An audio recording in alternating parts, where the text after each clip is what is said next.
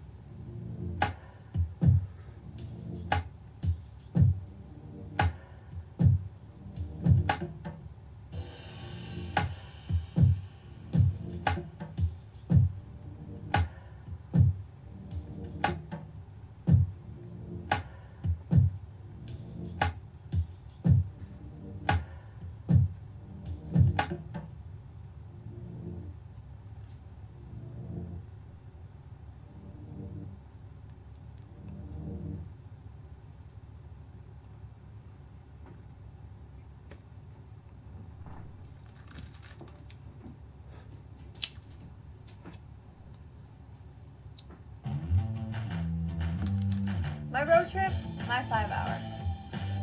My team, my 5 hours.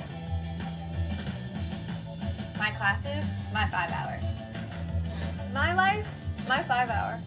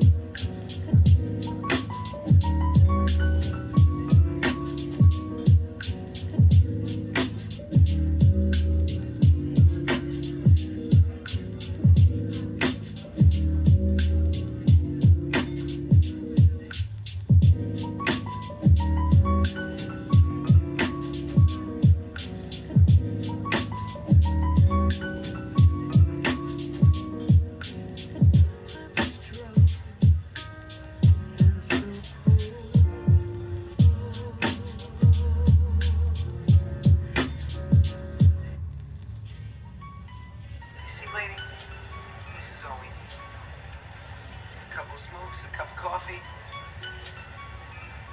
and a little bit of conversation.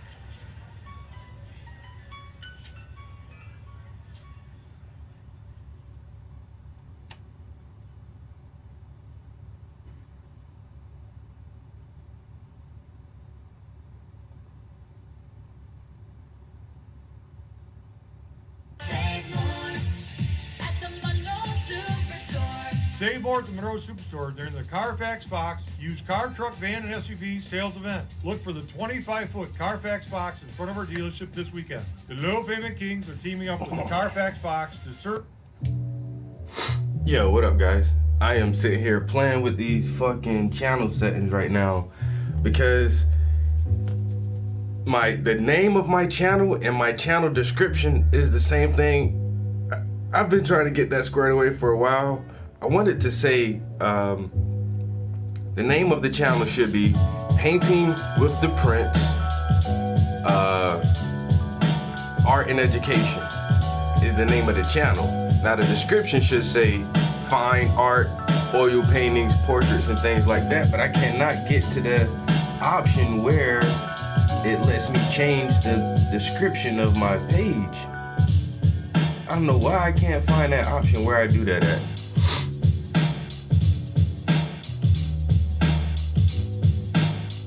I think I'm gonna just leave it alone. I'll probably try to do that offline.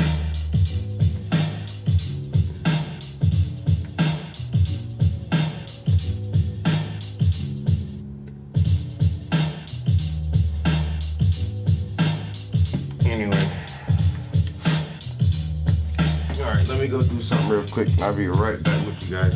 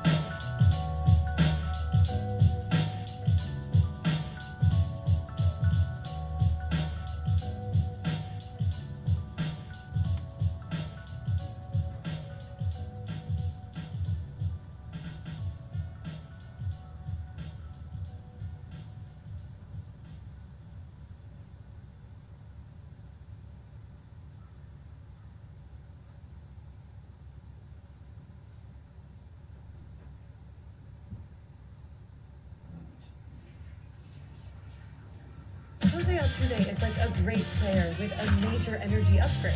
I could use a major energy upgrade.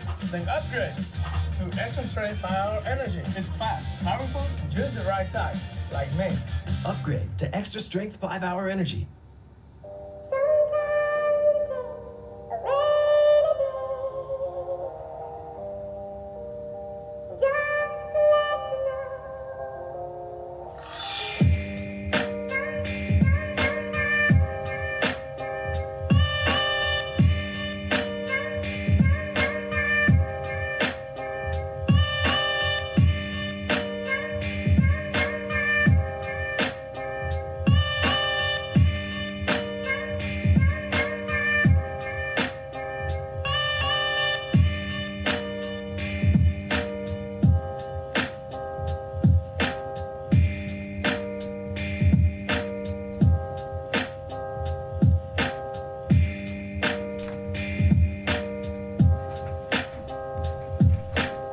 I got that good cup of coffee, or cappuccino rather.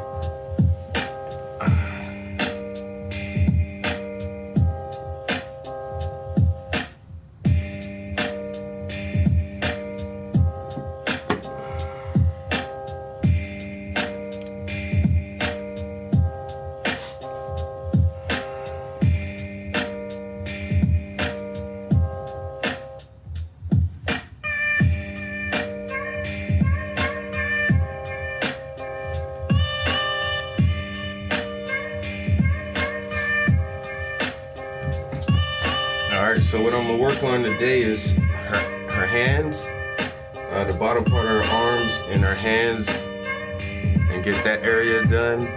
And then I may have to turn the canvas around and work on her nips. Or I could work on her jeans and just do that part off camera. But yeah, there's a second coat of paint over her face, her shoulders and chest, most of her breasts, and now it's just her hands are the last thing I'm working on right now. And then I'll start adding some highlights to her hair. Yo, Blunt, what's good, bro?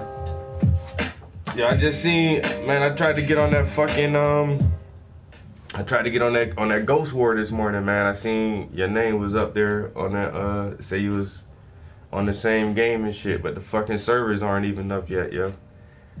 You know what I'm saying? I twist my ankle, so I couldn't go to work today. It's not because the PvP comes out today. It's because I twisted my ankle and my foot hurts. And that's the reason I didn't go to work today. And I'm sticking to that story.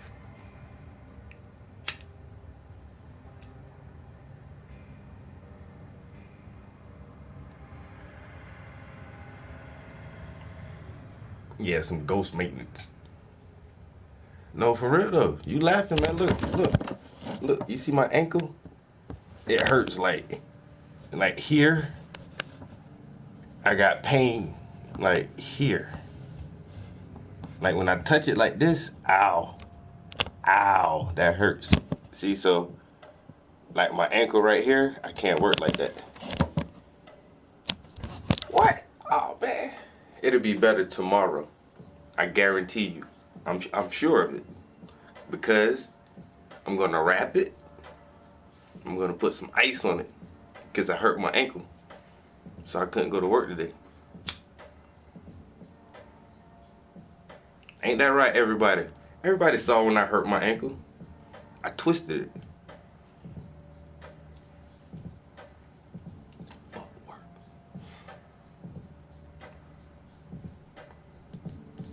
You know?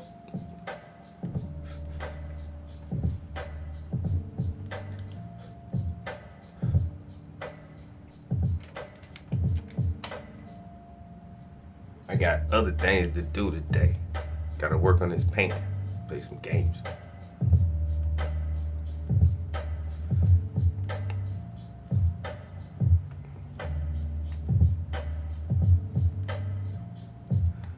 What up, Private Ryan? I thought, didn't we already save you? We already saved Private Ryan.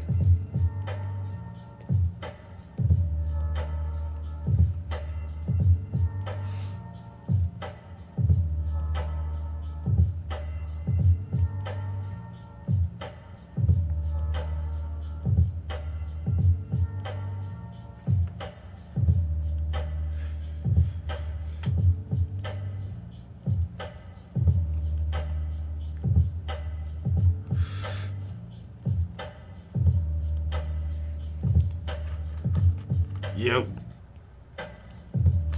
Top of the morning to everybody. Hope y'all day is starting out as lovely as mine. Well, actually, it already is, because if you able to sit here and watch me and listen to my voice, you having a wonderful day already. Because you is alive, just like I'm alive. And there's nothing better to start the day than knowing that you still alive.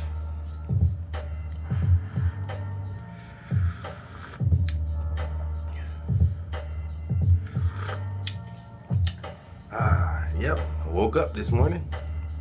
That was a good thing. Let's see how the rest of this day plays out. Because that's all it takes is that day that you die is gonna be that day. So until that day comes, you just be thankful for every morning you wake up. Because this might be your day.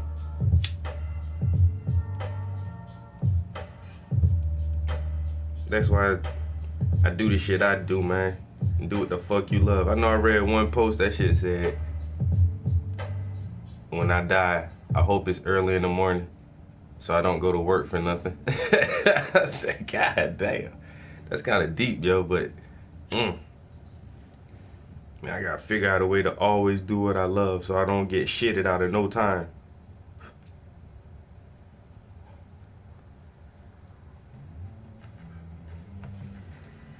All right. My night shift, my 5 hours. My workout, my 5 That's hours.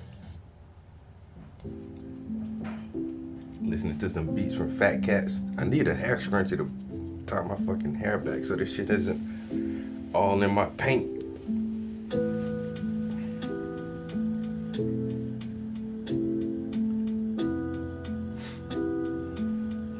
Got big shoulders. I work out. You gotta go to the gym, man. And lift some weights. How you got big shoulders?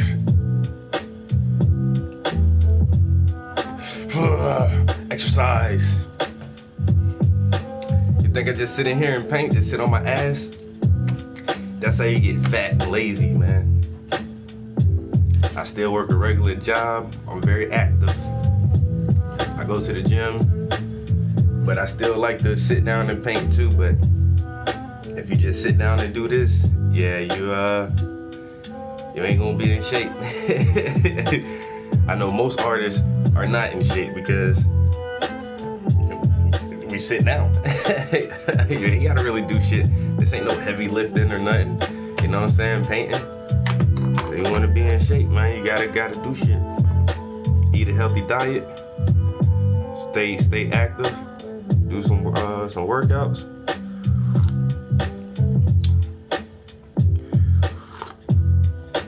Oh man.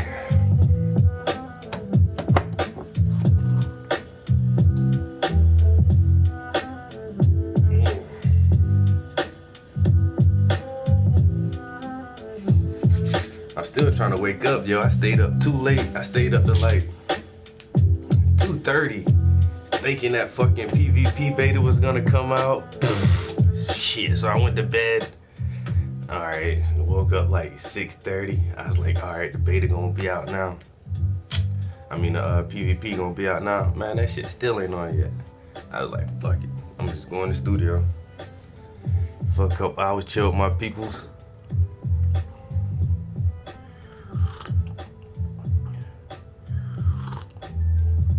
See what's cracking. Work on this beautiful ass painting for a little while. You know what I'm saying? I always got something to do.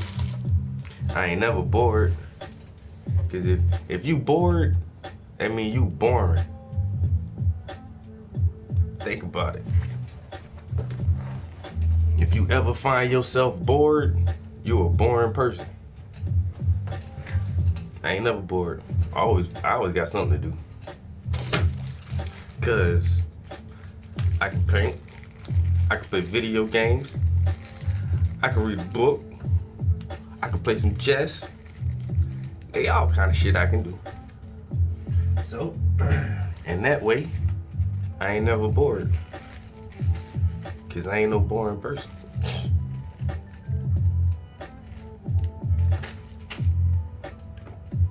And I can twist that lie, twist that lie, twist that lie. And they twist their lies. Yeah, I just twist that lie. But all these snakes twist their lies. I just twist that lie. But all these snakes really twist their lies. I just twist that lie. Da da da. And all these snakes just twist their lies. Do you understand that? I twist the lie. The snake twists they lies. Oh man. This boy gets too deep sometimes.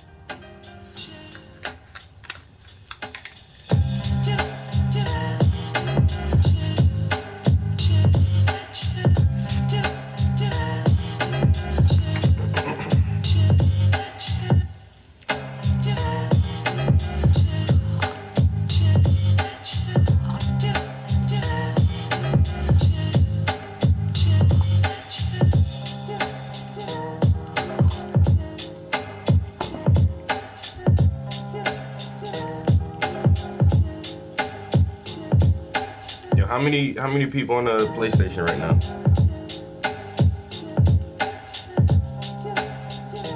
I think like 90% of my views are from the PlayStation. Even though I post my YouTube links other places, like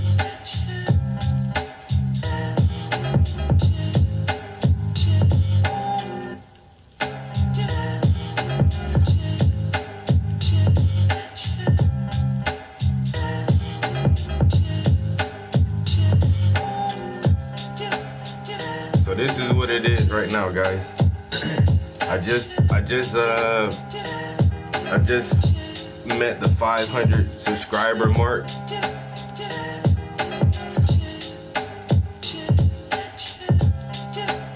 Double digits, what?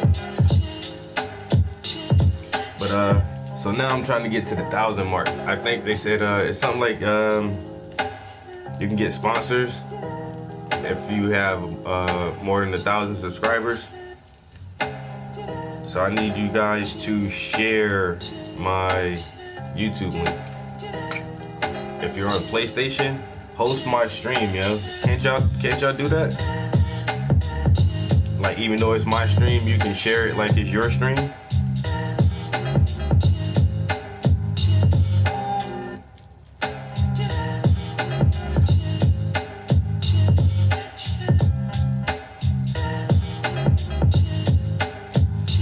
Trying to figure out another fucking giveaway, like, yo, boss, what up, yo?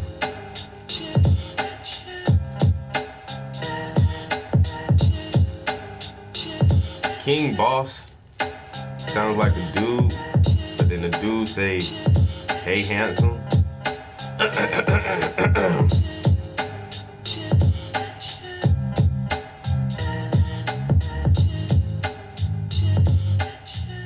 Nah, man, I'm talking about more than subscribers now, man. I need more than subscribers. I need advertisement. That's what I need. I need more word of mouth. I need more people to help push this fucking channel, yo. I say, if you're on any other social media, if you got a Facebook page, or Instagram or Twitter, just post my link like once. You ain't even got to fucking wherever you go in Metro Detroit, put no real comments on that brand shit. New Silverado from your Metro Detroit Chevy dealers. Check out my homie's art or some shit. You know what I'm saying? Just post a link to the channel and see if you get other people to come to the channel too. And for all my homies, of course, you know, like for all my homies who got YouTube channels, man, I do the same for you. I'll post a link up. I swear this is, like I say this shit a lot, yo, but I don't really watch TV, yo, man. If I be wanting something to watch, I watch y'all motherfuckers, yo. You know what I said? I watch somebody else stream. I turn on PlayStation Live and watch other people stream. That shit is more interesting than what the fuck be on TV most of the time. I'll just watch somebody play a video game. You know, somebody got a chill ass personality who just fucking funny as shit, just playing a video game, yo. I watch that shit before I watch Empire or Power or shit like that. And now I see like we got our own little fucking kind of community, yo. We can have our own fucking, basically our own station with our own shows on that shit.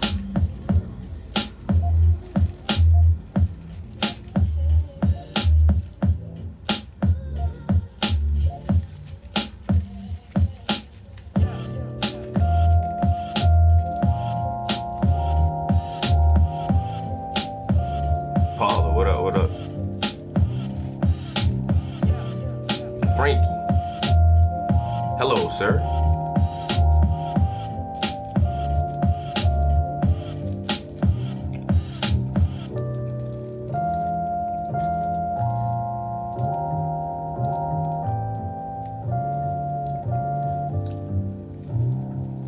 Yeah, let's advertise this channel enough, man, so we get fucking 1,000 subscribers in here.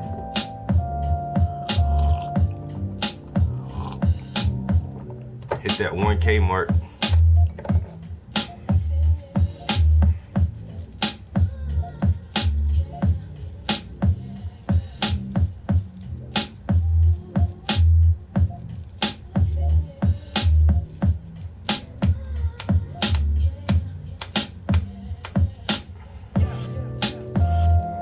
That's what it is, Frankie. Yo, how you watching this, Frankie boy?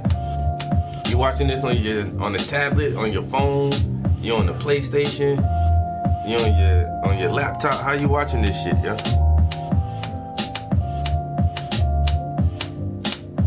Beetle J's, how you watching it, yo?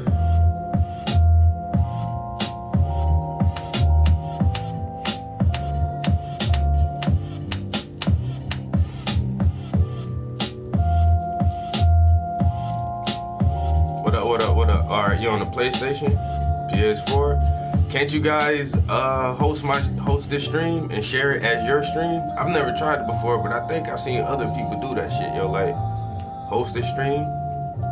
Man, it's just tobacco, man. This red man tobacco. Smoking cigarettes is bad for you, man. I wouldn't advise anybody to smoke cigarettes or tobacco or use tobacco products.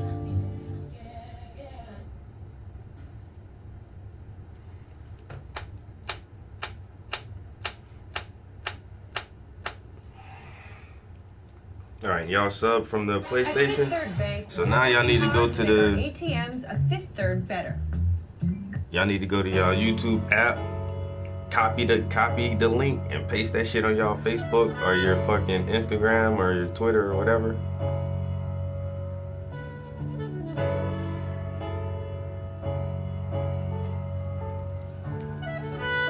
Yeah, cigarettes bad, man. You need to quit smoking these cigarettes, man. I roll my own because it's cheaper that way.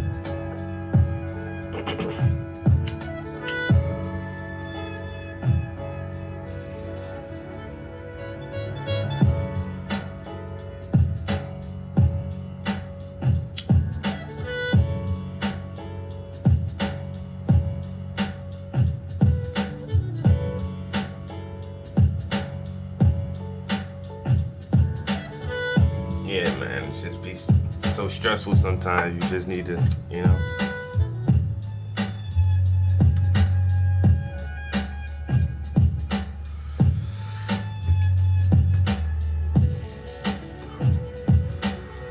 So stressed out, I just gotta smoke a cig. Cause if I don't, man, I might just somebody's with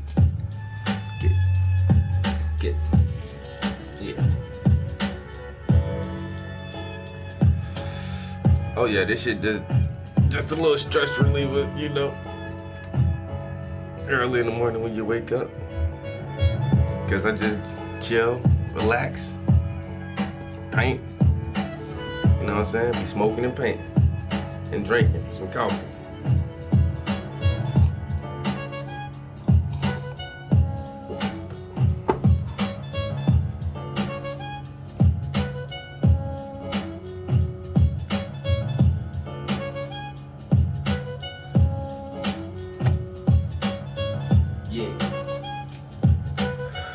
Yeah, cause this world's so stressful, man. Sometimes I gotta smoke a cig, or I might go crazy and split somebody's wig. I kill somebody's kid. If they kill mine, you ever cross that line, you know it's finish time.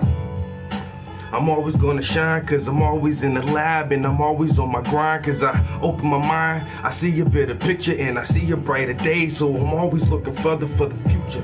Man, I'm moving, don't make me shoot you.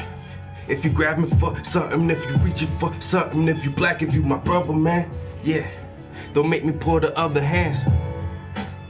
And you my cousin, man, and we blood, yo, and we blood, yo, yeah, yeah, cause you my cousin, man. Blood and cuz. Yeah, I don't know, like I said, I never shared that shit before. I seen other people do it, but I don't know how to fucking share somebody's stream, yo. I need to figure out how to do that shit. So if somebody hosts my stream sometimes, I'll host somebody else's stream, you know what I'm saying? Then my viewers will see your shit, and then all your viewers will see my shit, you know, and build a community, yo.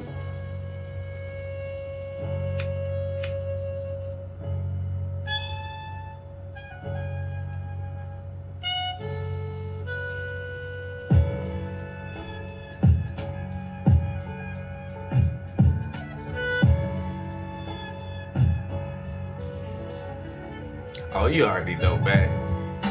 Damn, why don't you try you walking funny? It's alright, man. It hurt. It still hurt a little bit, but I'm good now. Yeah, I'm better.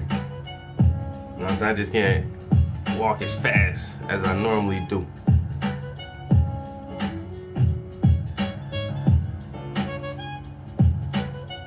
Yo, me neither. I'm gonna figure that shit out though. I definitely gotta figure that shit out, yo. You know, we already at the university. All you gotta do is go on YouTube University and click in how to host somebody's stream, PlayStation Live. Somebody out there got a video for it already.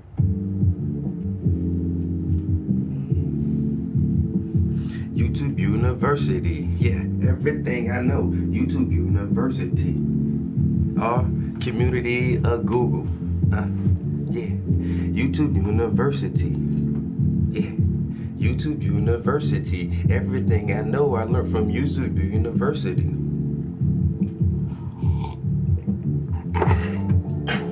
I changed the head gasket in my car from YouTube University.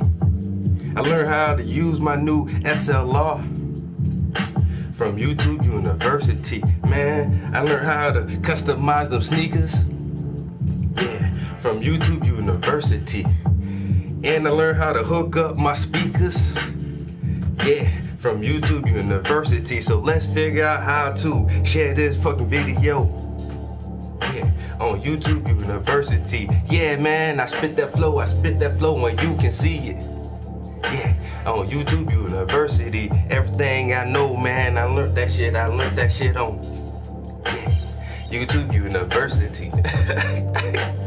YouTube University. Yeah, YouTube University. I got a video for you, here you go.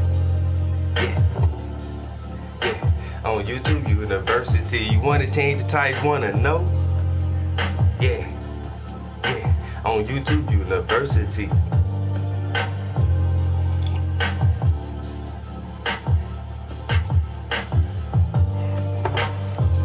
Some people got it, some people don't, man.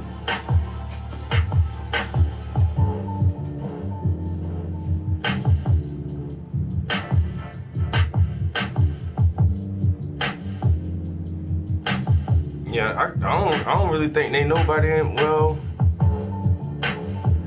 not really, yo. A lot of people in my family ain't artistic, man. Everybody else in my family like smart ass, like engineer type motherfuckers, man.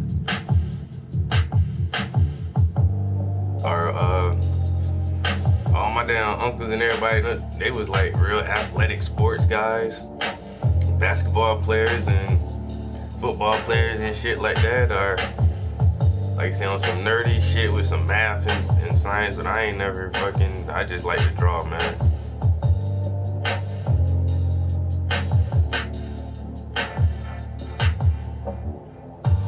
That's all it is, man. Hey, people, all you gotta do is motherfucking practice. Practice, practice, practice, yeah. Practice. Practice. Practice. Practice, practice, practice. you gonna catch me doing this shit every day, dog. And if you don't see me, I'm still in here doing it, you know what I'm saying?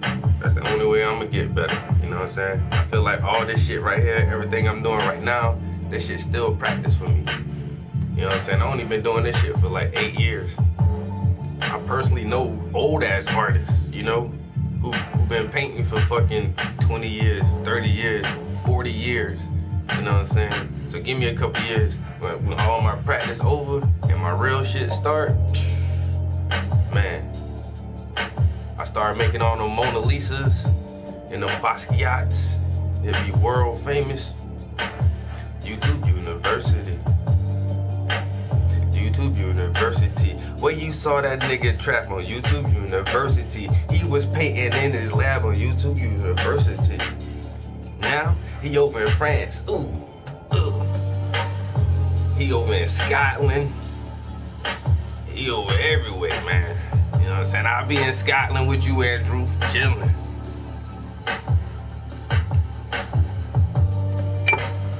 Me and Andrew Bowman be at the bar drinking some Coleman, getting high, building a snowman with a camera and somebody recording and put it on YouTube University.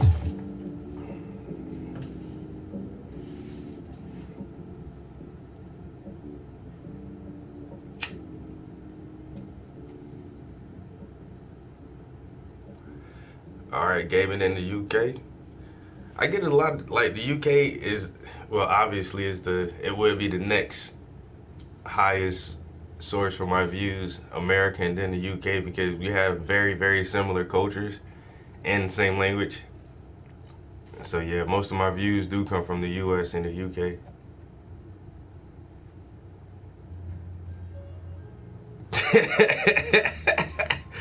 I say reverse for you. I got you, bro. YouTube University. Come on, man, we gotta make these songs up. I'm gonna go through all my old videos, man, and take these freestyles and put them shits on the mixtape.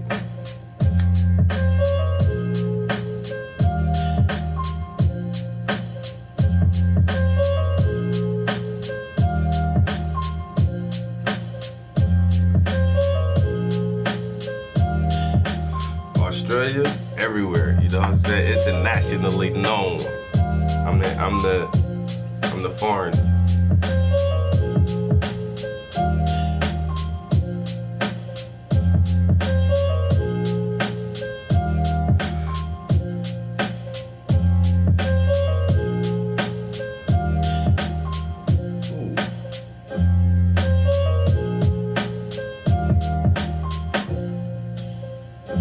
I need a hook for this shit right here.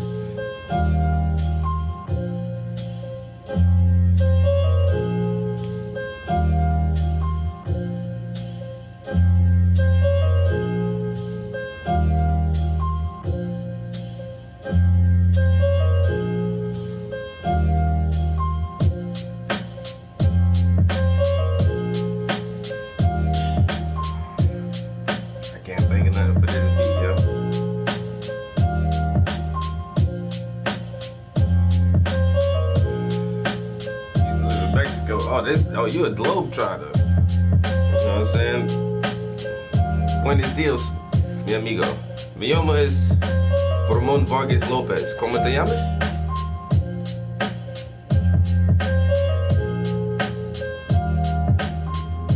These all these beats are the same, yo. If you listen to them, every beat is the same. Basically, that's why I like them, because it's easy for me to freestyle on.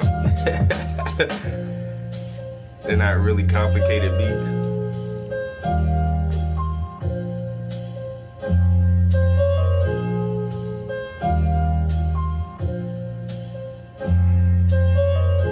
Ramón Vargas López.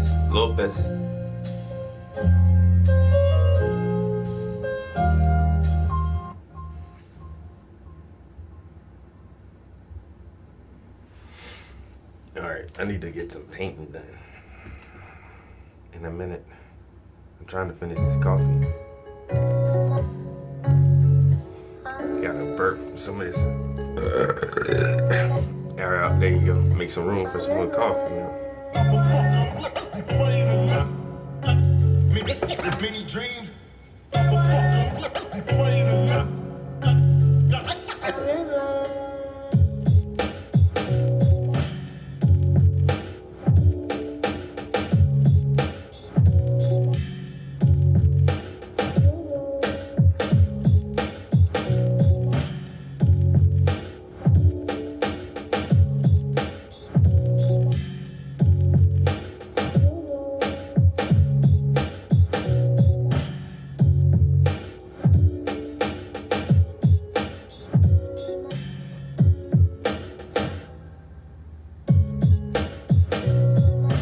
Not in Chi-Town. You ain't want to go there, man. You know what I'm saying? They got all the black gangs. You might get caught up in some gang violence, man, in Chicago, man. Yeah. You might be witness to some black on black crime. You know how that shit will traumatize you, you European types.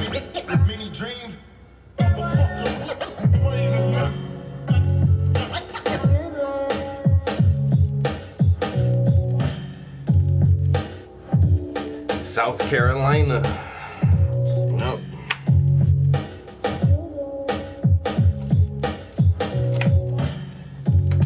South Carolina.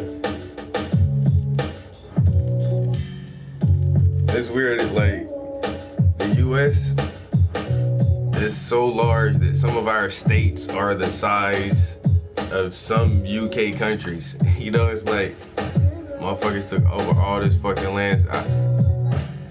Oh, Frankie boy? Yo, I'm actually from Philly, yo.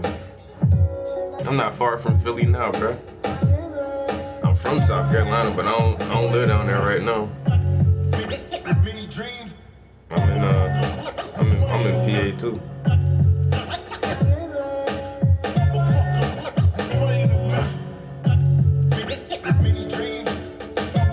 Yeah. Motherfucking think London just all like touristy and shit, man. London got some fucking harsh ass areas, bro. That shit ain't no fucking joke. Every city got its fucking hood, yo. And the London cats don't play, man, cause it's hard to get guns over there. They gonna beat you the fuck up and stab you to fucking death or some shit, club you. I'm saying the London motherfuckers is wild.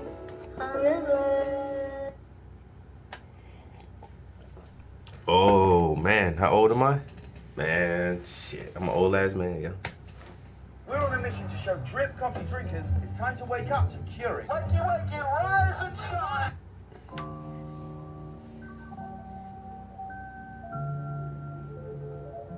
Just trying to add some beats to my list.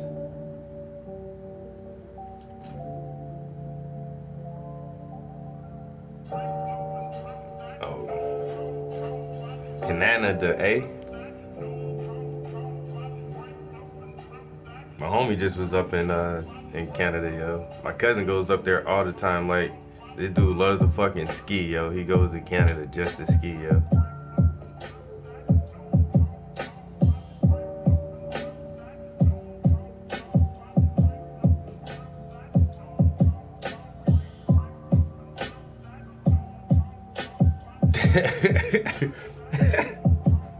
What do you say? Bow! I just headbutt your ass, bitch. I need a fucking hair tie. I know I got something here somewhere. Here you go. A scrunchie. Yo, I watched this movie called Ill Manners. Oh man, that shit was fucking crazy as shit, yo. Ill Manners, yo, check that shit out.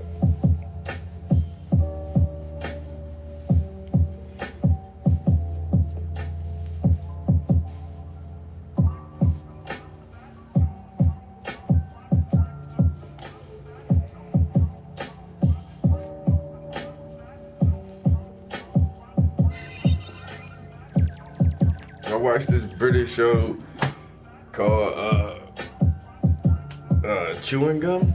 I watched a couple episodes of that shit. That shit funny as shit, yo. British comedy is, I don't know. I'll tell you my favorite shit from across the pond, though.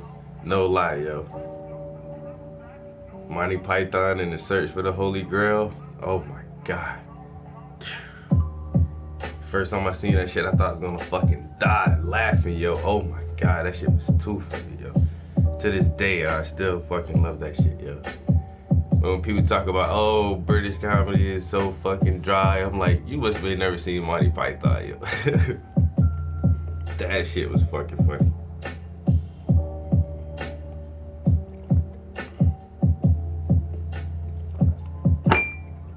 Alright, got that coffee down.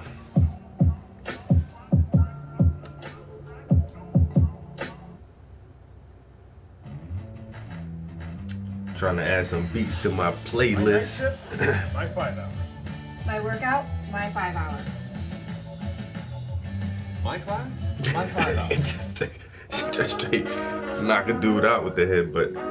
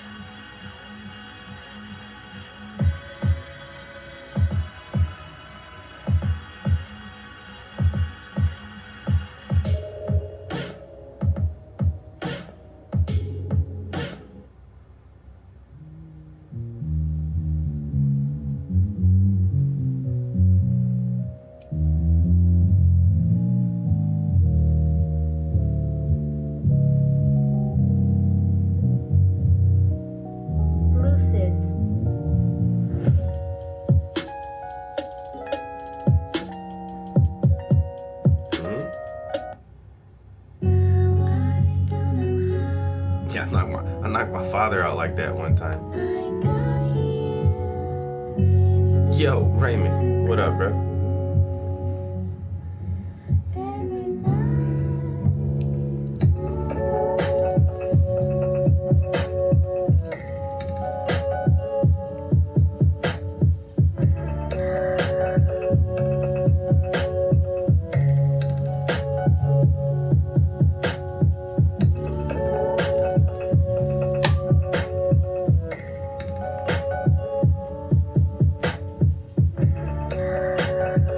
Stephen Paddock? Why would I do that?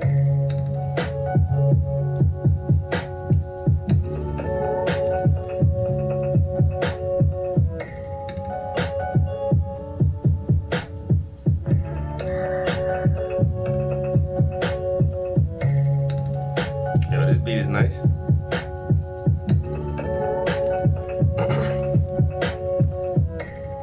She hitting me like a soccer ball. No, I don't watch sports, bro. Honestly, I don't even know who Stephen Paddock is, yo.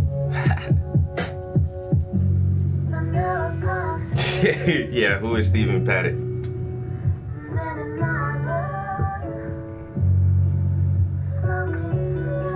Yeah, but I don't watch sports, so if he's like some kind of athlete, I have no idea who he is. Yeah.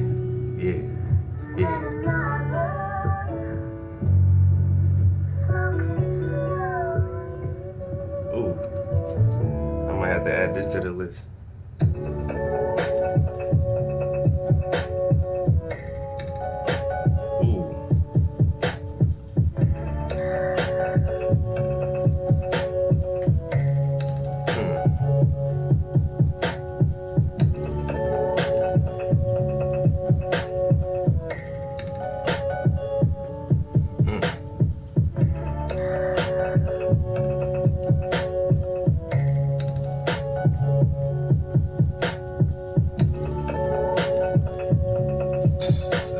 Okay.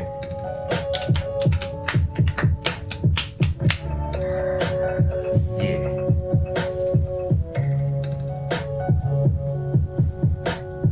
Don't even try it. I'm too defiant. Yeah, I supply it, so don't even mind it. Cause if you ain't buy it, then you really ain't selling. I'm building that mountain, and yeah, your ass be telling. Cause I got that dope, and my neighbors know it. I'm.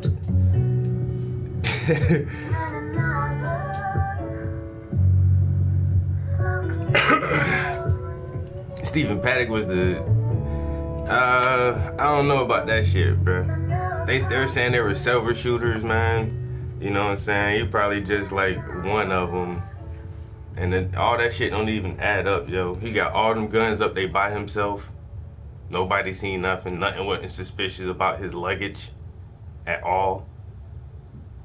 He removed a big ass fucking window pane that's secured into the fucking wall. And nobody noticed that shit. Then they said there were shootings at other hotels, and then they stopped reporting on the other shootings. They said there were multiple shootings inside that hotel and on the ground at the concert. Like, I don't know, man. You get when that shit comes from the mainstream media like that, yo. Number one album. A lot of that shit just be gone. Sing what's up. That's it. That's all I want. Yeah, okay, so why would I do a painting of him now? Do anything that's legendary. Why would I paint that dude?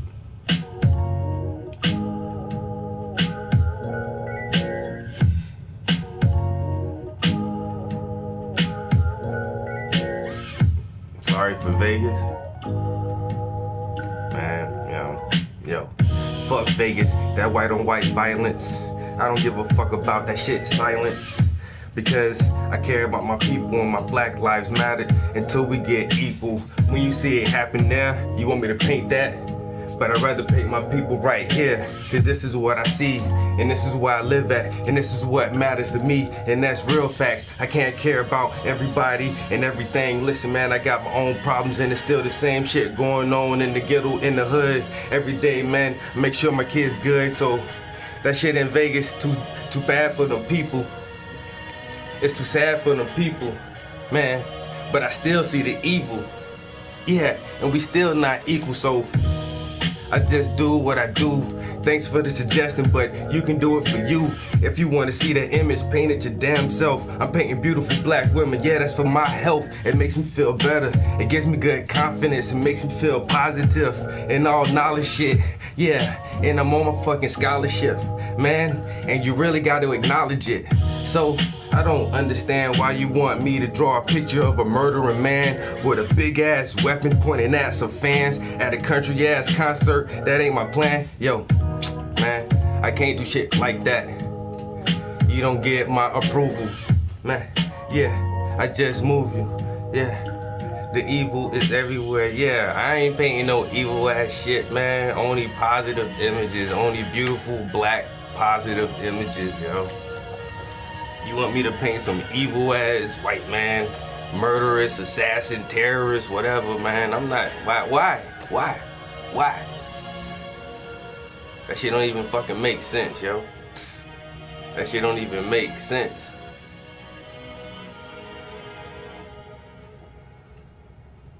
I don't understand that.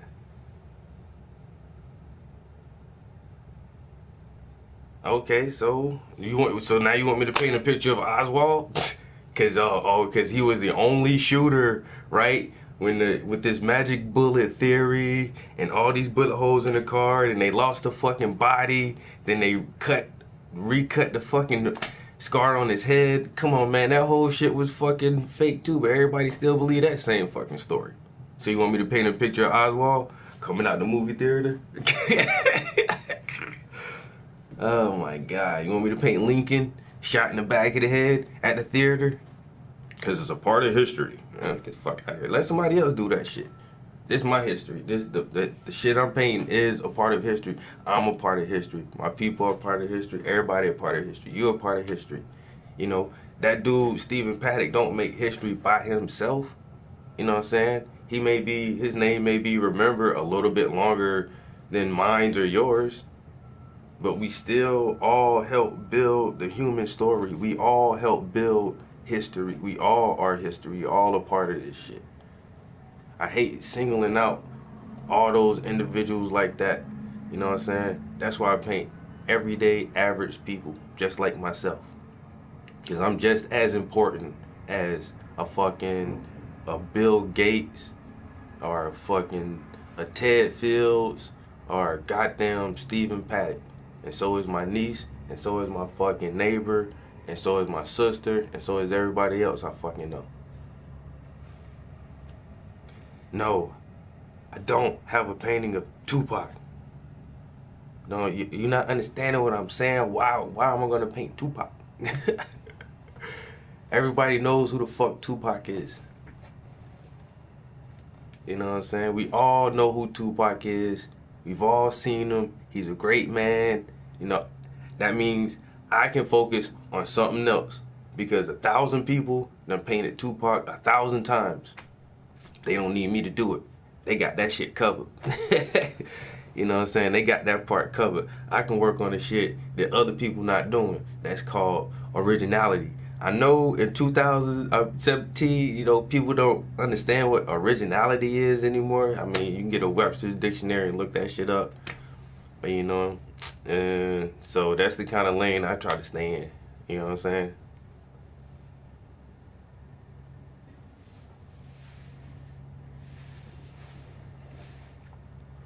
I try to stay in my own damn lane.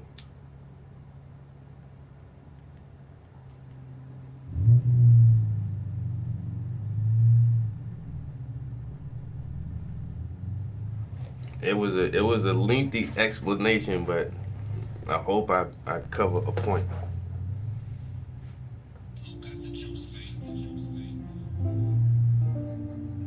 I grew up on Pac too. Yeah, Bill Gates is a terrible person, but he's a well-recognized figure and a well-recognized face. You know who he is, I know who he is. You know what I'm saying?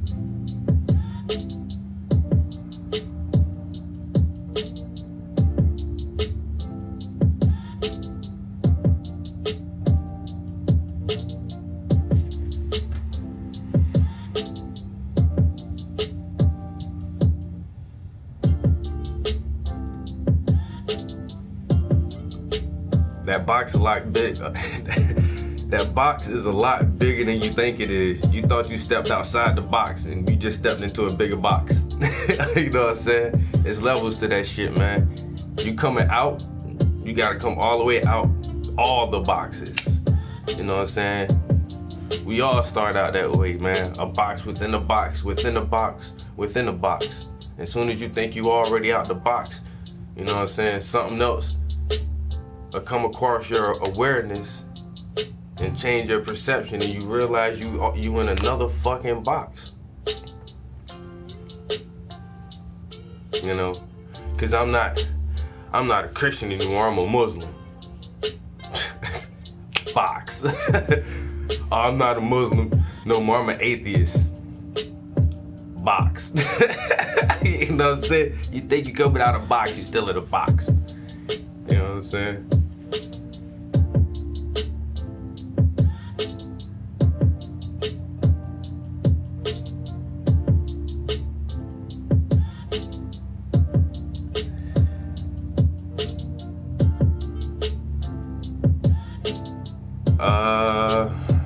CO2 formula? No. I know about his vaccination programs and his attempt to reduce the population through vaccinations, and he said that out of his own fucking mouth. You know what I'm saying? That he's one of those people who believes in the Georgia Guidestones and sees that 1% as not needing really everybody else here. You know what I'm saying? And so they're on a major push to sterilize mostly black and brown countries, yo. You know what I'm saying? And they're under, you know, stringent sterilization programs right now, because it's happening to them. So they trying to get everybody else to be able to stop reproducing. Watch this movie. Oh my God, I forgot the actor's name, but the name of the movie is Children of Men. Damn, what's my homie's name, yo? The actor from that shit.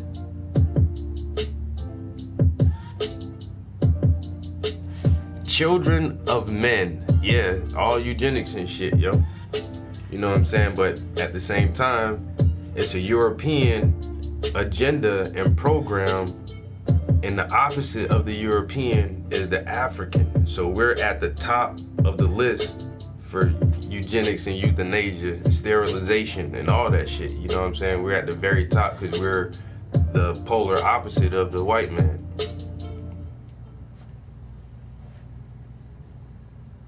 It's very fucking dangerous what these people are doing, yo. Very, very, very fucking dangerous, yo. Yeah, Frankie Boy. Now you look at that movie,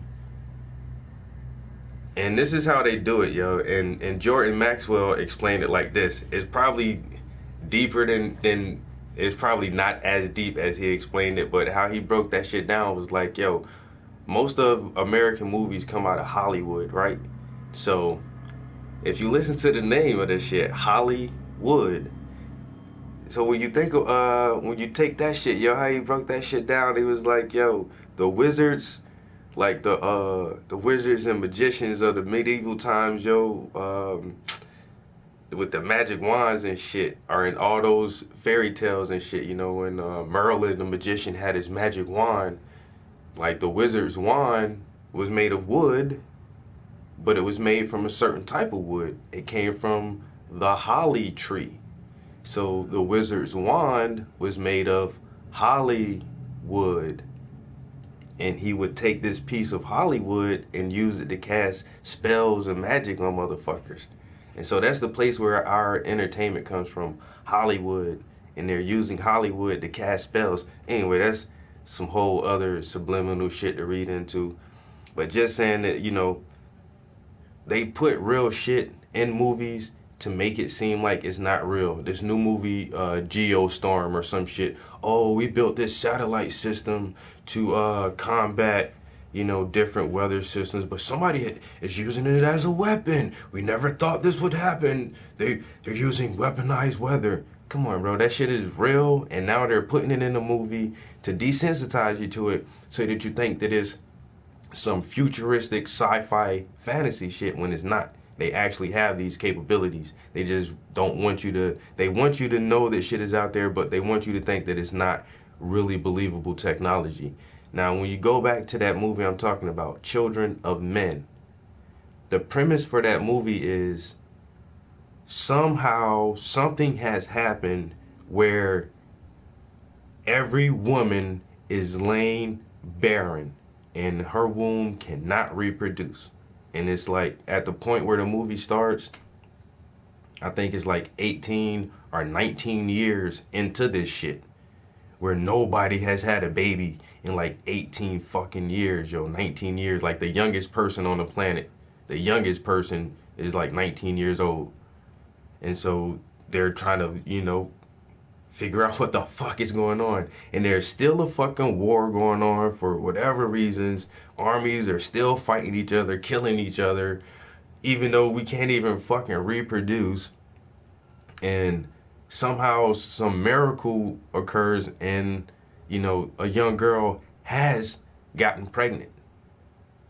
And they have to show it, you know, it's a fucking black girl, yo, in the movie. It's the only person who was able to conceive again. And so all these fucking issues and different scenarios that may play out, they try to put this shit in their entertainment so that to make the populace think that this isn't a real problem, that they're not really thinking about these scenarios, but they really are. You know what I'm saying? And the sterilization program is some real fucking shit, yo. And it's real fucking dangerous. And Bill Gates got that money and he putting a lot of shit into it, yo. Exactly, yo.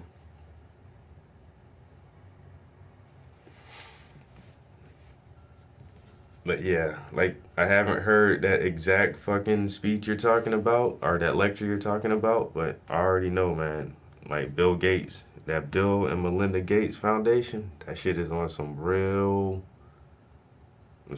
funny shit, yo. Some real funny shit, yo. And that's why it's so hard for me to, once again, that's why I can't watch TV, yo. That shit is not entertaining. I gotta watch even like reality television that's on, you know, major networks. You already know these people are fucking paid actors. So if I just want to watch something genuine and original, it's like I'll watch somebody stream and play a game. At least I know it's just somebody, and they're not getting fucking paid to do the shit, you know? And so they're just natural, and they're just being their fucking selves, and they're playing a video game and having fucking fun. And I don't have to, like, analyze, are they trying to fucking brainwash me? Where's this subliminal messages coming from? You know what I'm saying? Like, and I don't have to read into regular everyday people like I do with television shows. And then once, if you watch a television show, you got to see what the writers, how they're trying to put shit, social issues into their shows. And then once a commercial come on, you got to sit through like 8 minutes of this fucking brainwashing advertising bullshit. And it's like, I can't do it. I can't do this shit, bro. It fucking hurts my brain. And it's so bad. It's like, why can't people see this? How are people addicted to watching TV? You sit here and you watch this shit for 8 hours, just sponging up all this fucking bullshit. It's like, god damn. Oh, I feel bad for people, yo.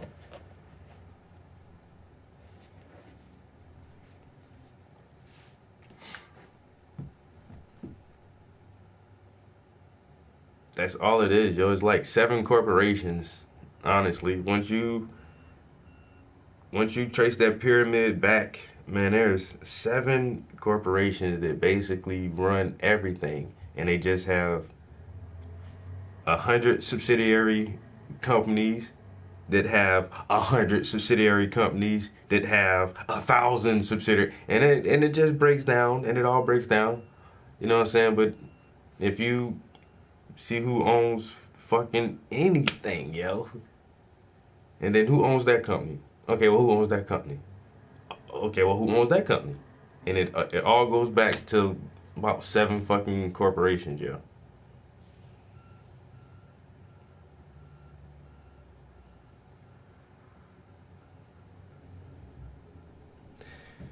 And for all my new viewers, appreciate everybody coming in here, sticking around for so long and checking me out, having good conversation and debates and stuff. But just to let you know, man, you are guilty by default. So sucks to be you. Because when I be talking all this real shit, you know I'm monitored. You already know that. So they monitor my viewers. So sorry. I need to put a little disclaimer somewhere at the beginning of my stream before you come in here, like, yo, FBI surveillance. Oh, man.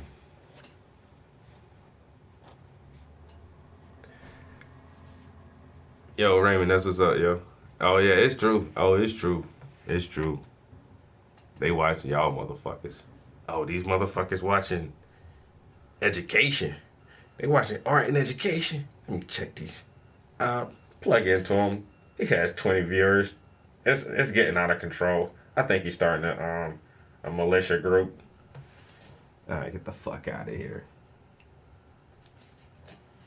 Guilty by default. You know what I'm saying? Guilty by association.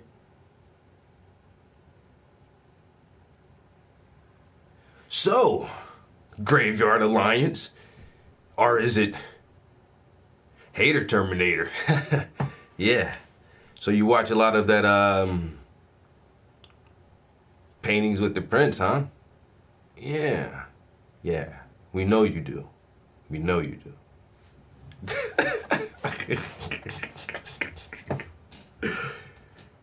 Yeah. You believe that shit? Huh? You think there's one world government? Huh? Yeah, you sound just as crazy as that guy.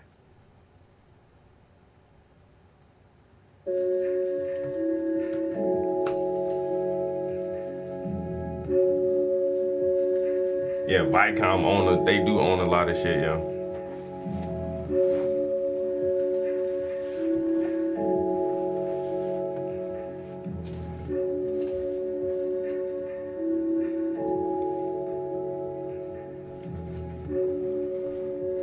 Oh, I can't find the light. I do gotta get painting in a minute, guys.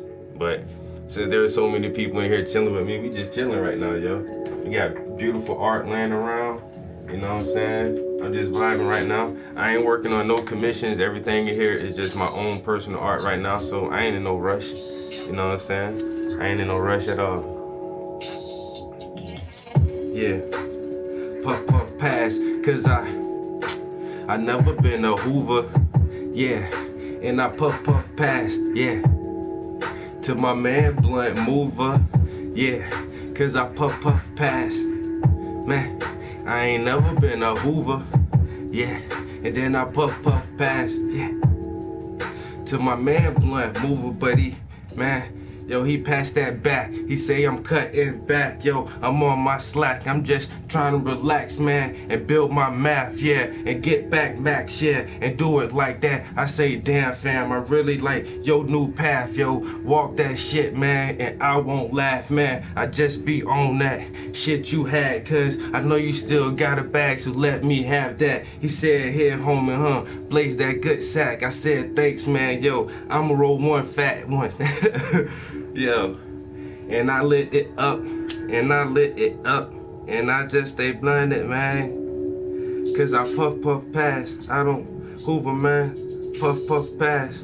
And I puff, puff, pass. Blam, what? Mover. Yeah. And I puff, puff, pass. I ain't never been a Hoover. And I puff, puff, pass. Yeah. To my man, Blunt Mover, but he passed that back, yeah. But he passed that back. Said I'm on a new path, and yo, he passed that back. I said, do your thing, man, cause I won't laugh. Puff, puff, pass. Yeah, cause I never been a Hoover, and I puff, puff, pass. Yeah. To my man, Blunt Mover, got this graveyard of lions. Yeah, a new appliance. Yeah, I do supply it. Yeah, I build a higher. Yeah, I build that fire. And I just lit it. So let me pause a minute and blow that smoke, man.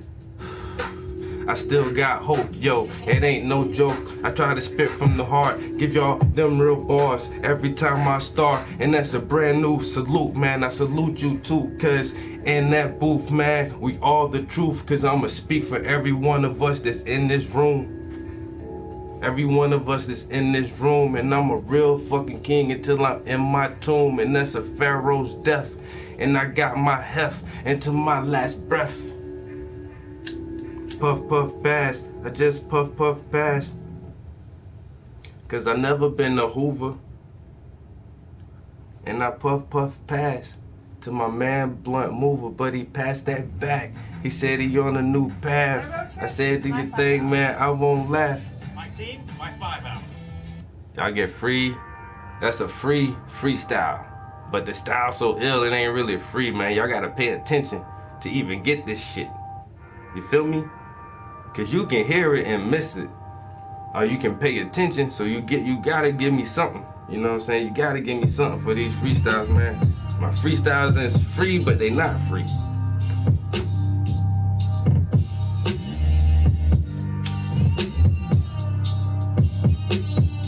Puff, puff, pass.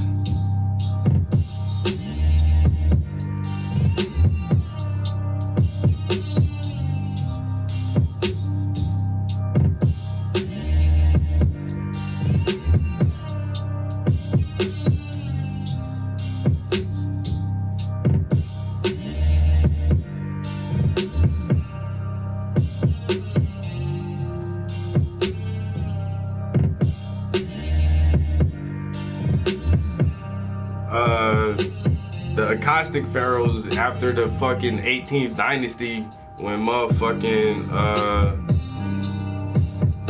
Alexander the Greek and all his motherfuckers came into fucking Upper Egypt. Yeah, and then the Pharaoh shit was fucking evil after that shit. But the Pharisees is what help us have a record of fucking history. You know what I'm saying? Just cause motherfuckers don't understand it and they don't want to give the credit and attributes to the true original people who built civilization, the originators, the founders of civilization, the fathers and mothers of all men on this fucking earth, yo. You know, navigators of the fucking stars, yo. Originator of language, spirituality. who founded this shit, yo. That shit important. And the Pharisees was like a kingship from the gods, and that shit was important too, because it was a structure for thousands of fucking years. You know what I'm saying? Until the wrong people came in and took it over, and they couldn't understand it, so they called it the mystery schools and the mystery systems, and they corrupted all that shit. And so now we only have a portion of the history that seems fucking draconian and shit, when in actuality, now these new archaeologists are going and seeing that, yo, this shit is, you know, the pyramids ain't 5,000 years old, they 12,000 years old. You know what I'm saying? The Sphinx is probably older than that. You know what I'm saying? And what were these shits really used for? Who really were these people? How did they have this great mathematics? You know what I'm saying? So all that shit was important. You know what I'm saying?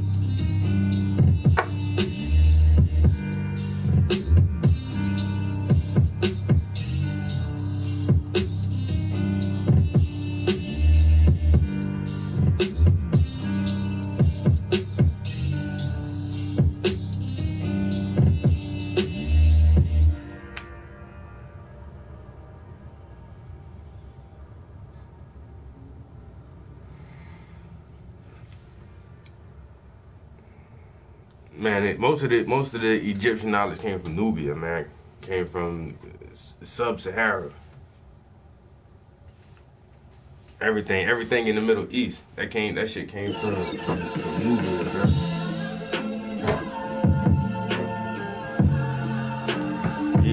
Even the Mayans and the Olmecs and all that shit, yo. Taylor about the fucking flex.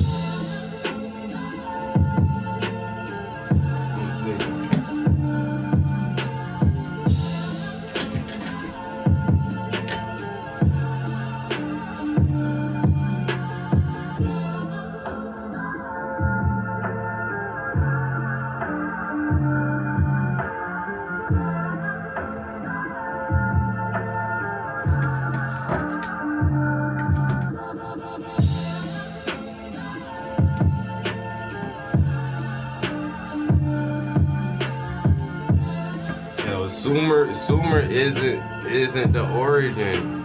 I'm trying to tell you guys now, yo. Yeah, ancient knowledge, bro.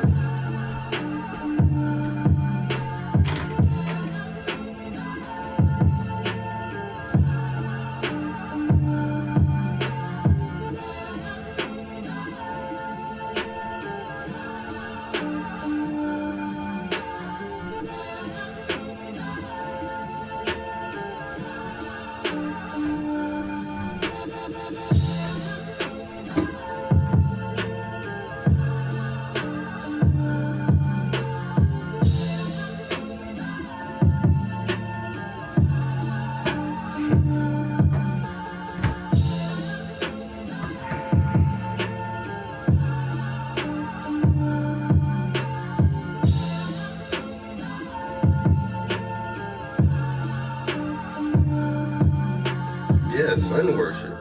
Exactly. But all that shit it don't come from Babylon and Samaria, yo. All that Sumerian text and the motherfucking the Anunnaki story and all that shit, man. Still find the shit older than that, yo. Older than that.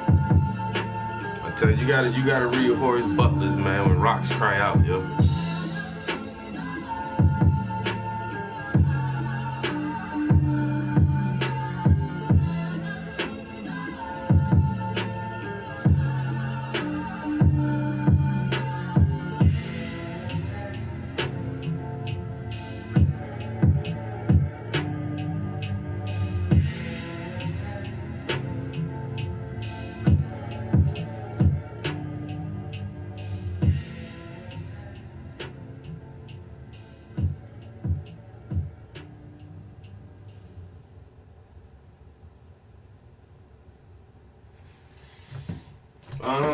That's a matter of perspective.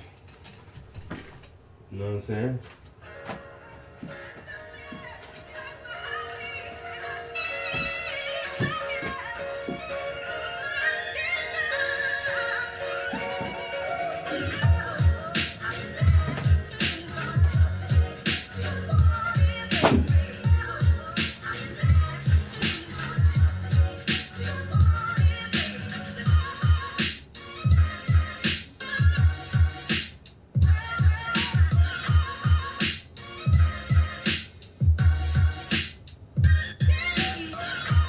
Okay, and there's fucking structures in fucking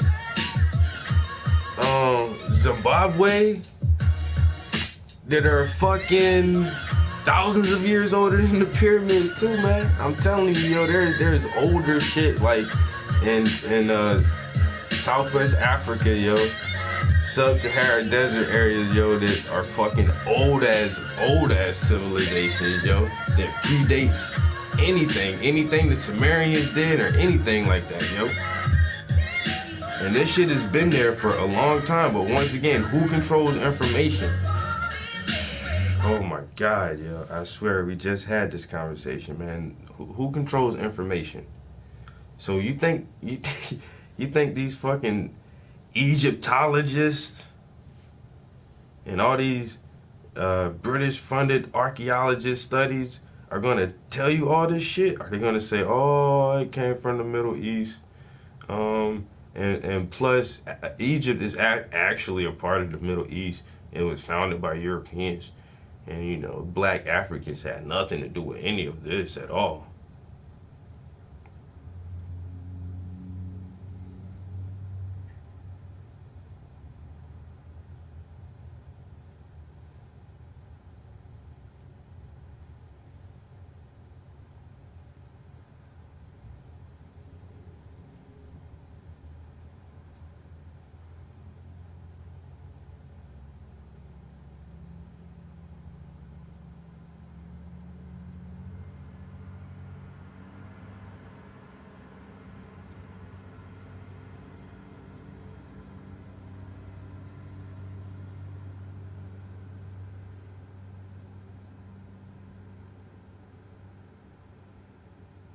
Oh my God, why can't I find this shit?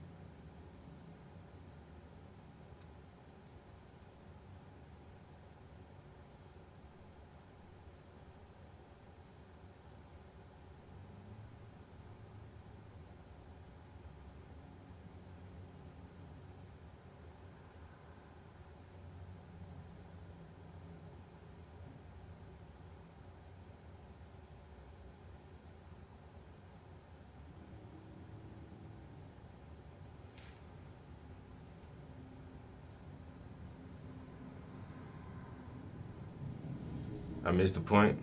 My bad.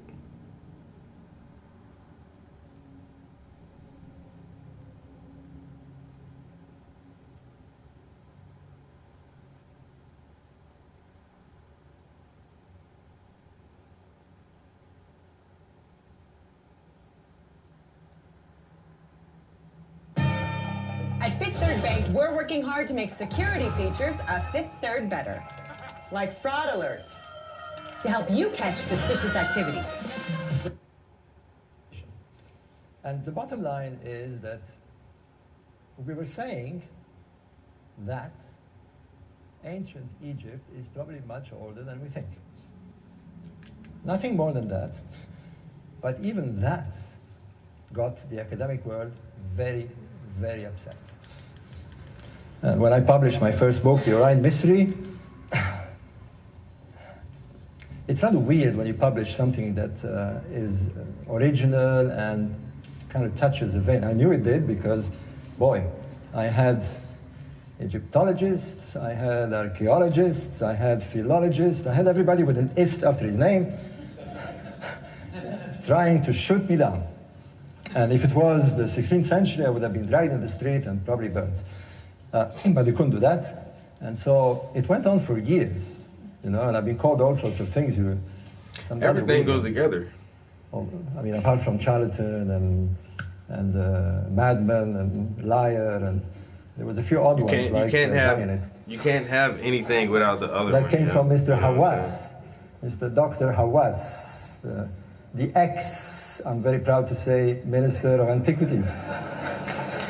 And that's the thing about like the older civilizations, all of Mr. it Hawass was used to one. say, You know what I'm at saying? the beginning, Their Robert culture Morale, was their, who is he?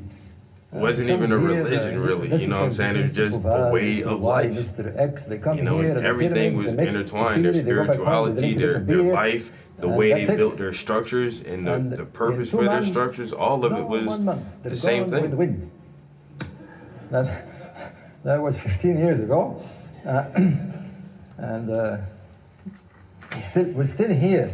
I hope you have the pleasure of hearing Graham Hancock one of these days here, but our battle cry is, when I ever call Graham Hancock, we say, we're still here. Yeah, so another little parable I like to say is that things can change dramatically in your life. We are all prone, and the opportunities are always there, even now perhaps. You know, you take a left turn instead of a right turn. You the go home of the one path instead of Anunnaki, another. which should be coming back into our solar system sometime soon, which is going to cause all kind of shit, and the aliens are going to come back and take over Earth again. That Planet X. And one of the most dramatic change, and I call it the syndrome of the apple. You know the old story of Newton, the apple falls on his... Monotheism, the belief in one God, did not come from the Middle East. Actually, the Egyptian spiritual system was the belief in one God. They just had different representations of the spiritual force of God, which they called all their different types of gods and goddesses, but it was still all the God power. And even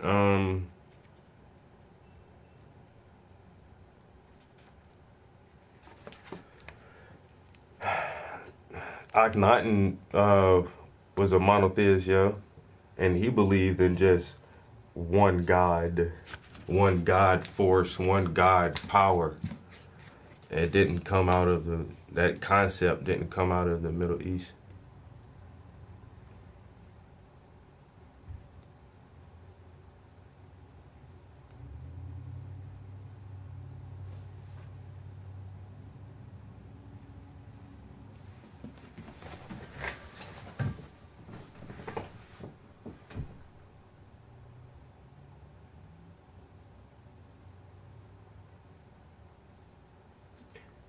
Tyler Branch, who's that? What, I'm wrong about monotheism and polytheism? Are you sure?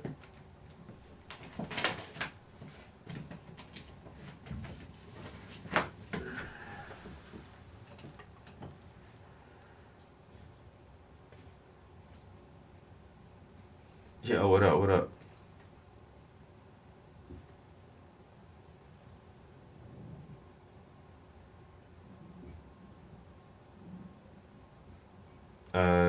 Judaism? I don't know.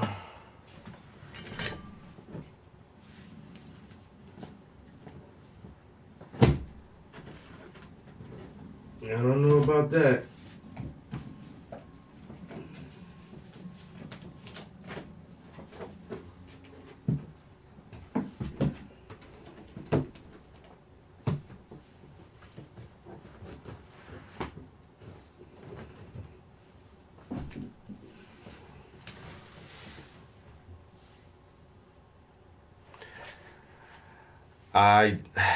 I do kind of believe that there was an Atlantis.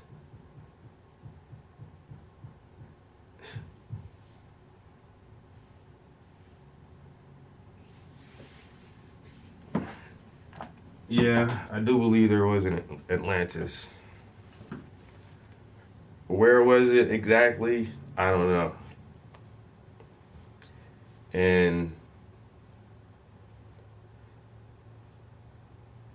But I do think that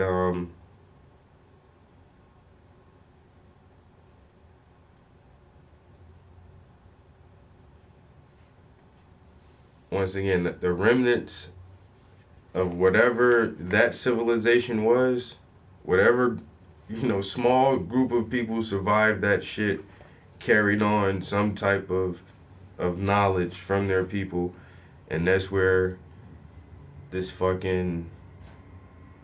star knowledge came from, understanding of the stars and shit, that ancient rock building, mummification, language, like all of that shit came from somewhere way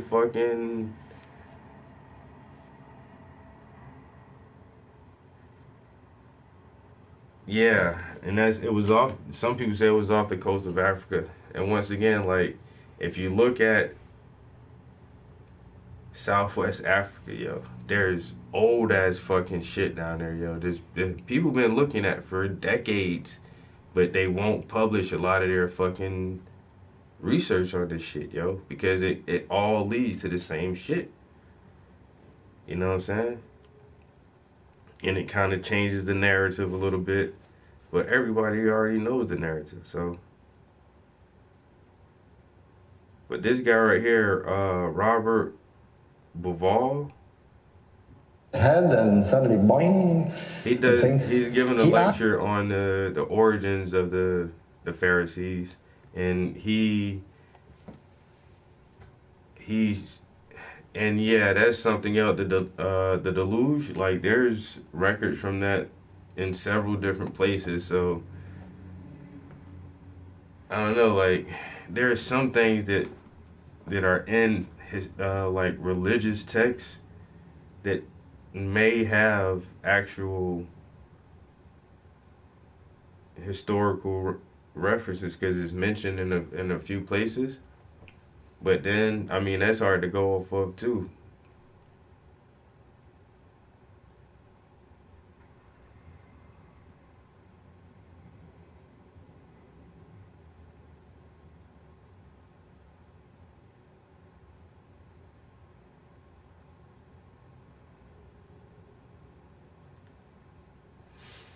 Yeah, but I mean, we have writings that are just hid, yo. Like, everybody knows the Vatican has a library of some old shit that they stole, that they kept from Alexander's library, that tells some older stories that may even tell the true origin of the pyramid builders and where their technology came from.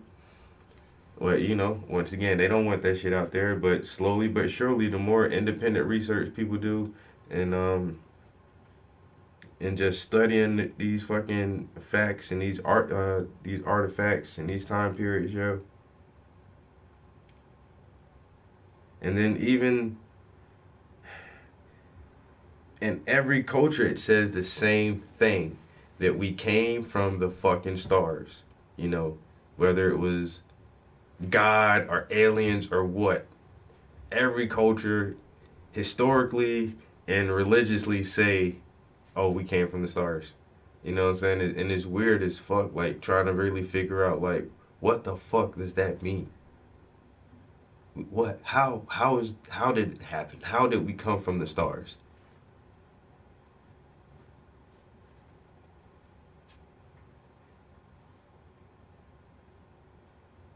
Miles, you know what I'm saying? Miles.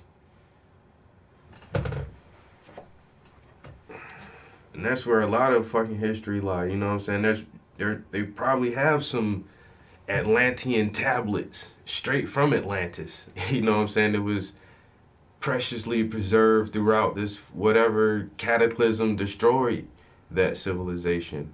And, that was housed in the library underneath the right paw of the Sphinx or whatever. They got that shit out.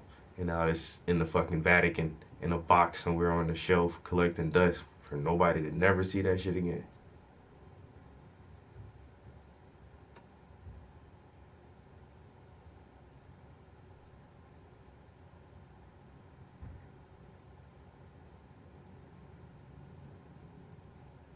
Oh yeah, way smarter.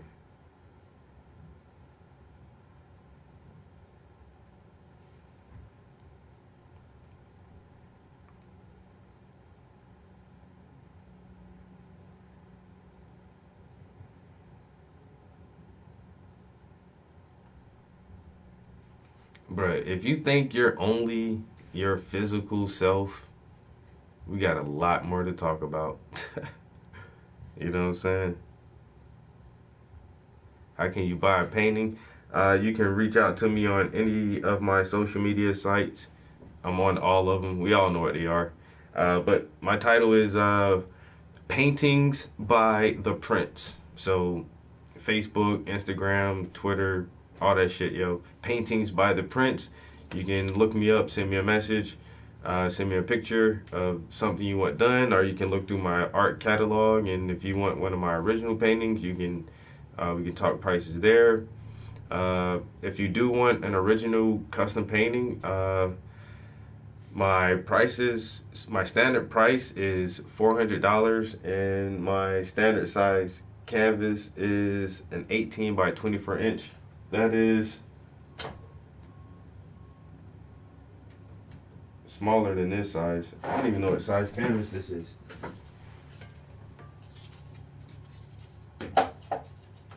This is a 22 by 28.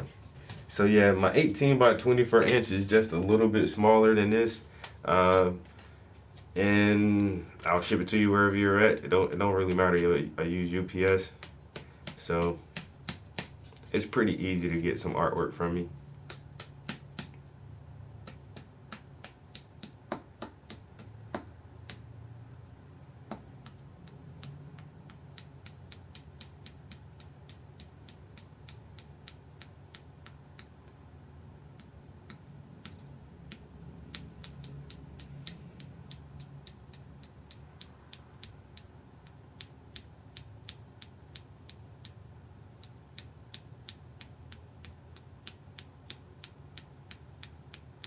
Gobekli Tepe.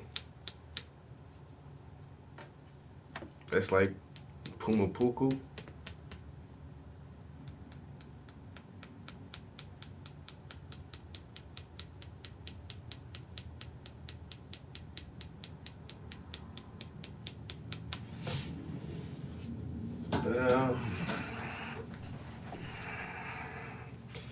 They hide shit for a reason, man. You know what I'm saying? There's a global power.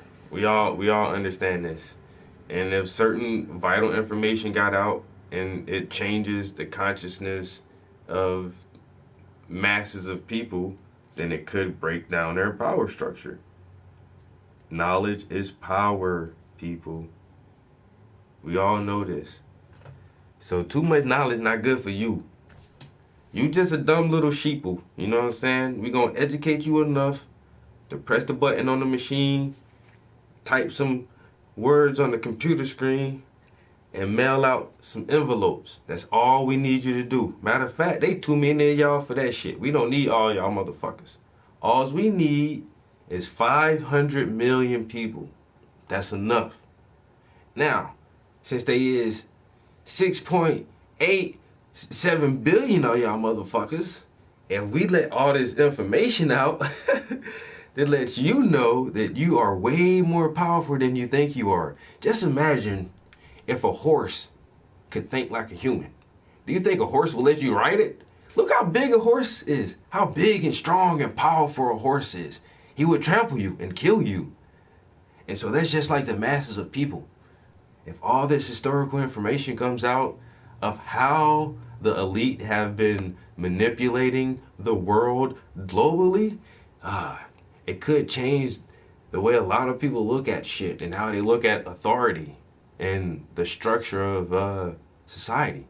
That shit might break down once the people realize they're bigger and stronger than the ones who are handling us. You know? So we gotta keep all this shit locked away. But we're doing it for your own good. You know, you couldn't handle the truth. It's too much for you.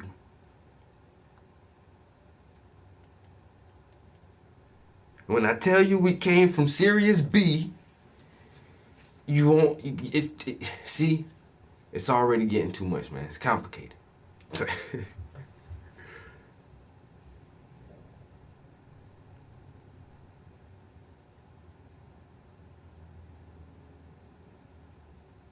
Yo, that was funny.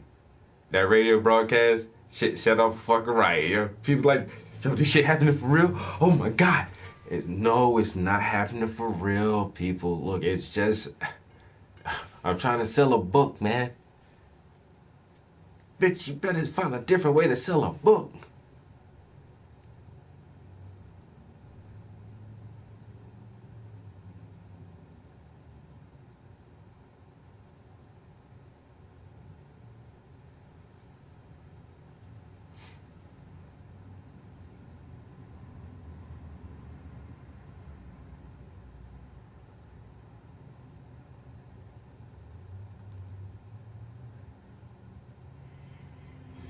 Yeah. How the they question. Once again, how they know about them stars When there and is shit? something that is an anomaly, like crop circles, somebody says, how do they do it? My thoughts on evolution. Oh man. That whole Darwinian conversation. Oh man, this shit can go on for hours. I've been here 2 hours, I haven't even put paint on my brush yet. And this dude is like, yo, Trap, so what's up with evolution?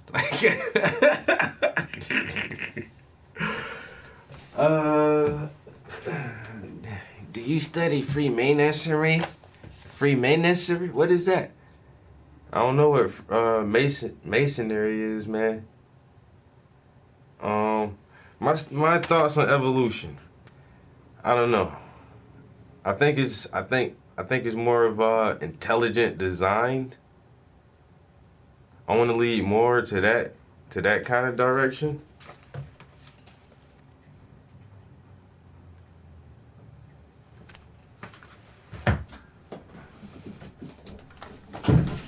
Yeah, okay, fuck Masons. So what do you know about them? You better, if it's like fuck Masons and that's your enemy, well, you better know your enemy.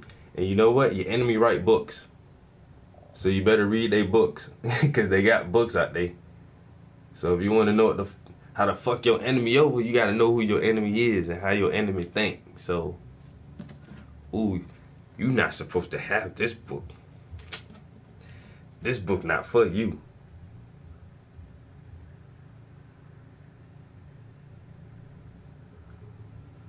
You're not supposed to have books like this. I do.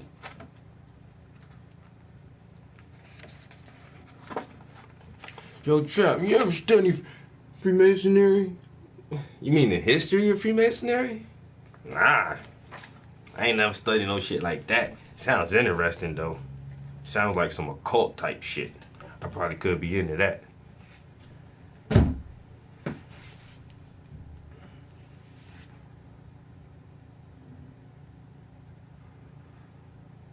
Yeah, Albert Pike. But what is magic? Once again, yo. Like, that's going back to the Egyptian mystery schools. They call that shit a mystery because there's like, yo, whatever they doing, that shit is like magic. Like, some crazy shit. We just don't understand what it is. That's the only way we can describe that shit, yo, is magic. Yeah, I remember the movie 300. That's my shit.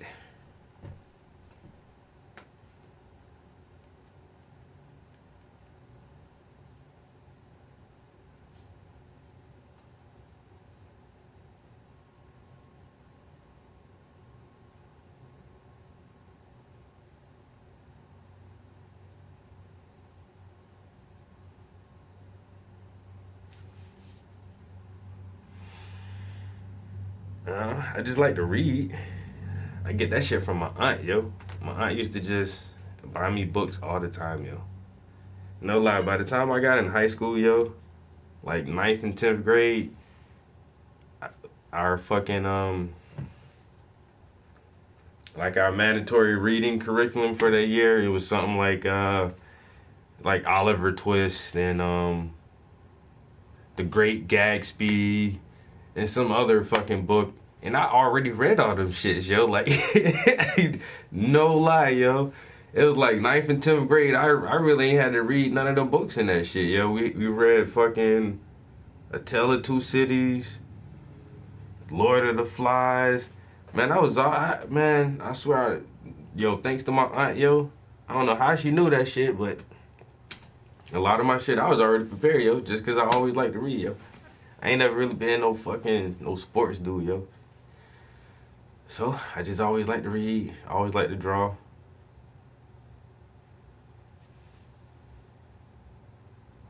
Where I get that book from? Man. You can't ask me questions like that.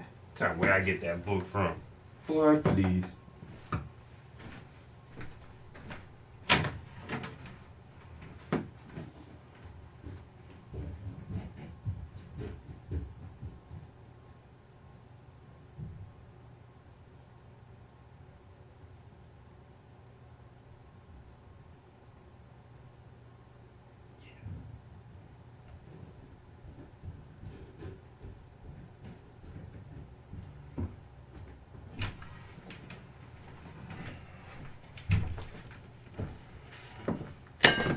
Oh shit.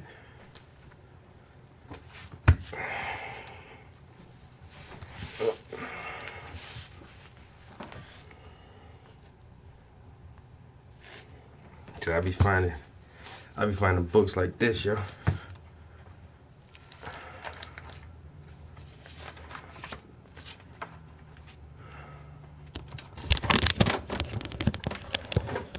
Books all the way from motherfucking 1885 and shit. Old ass Bibles.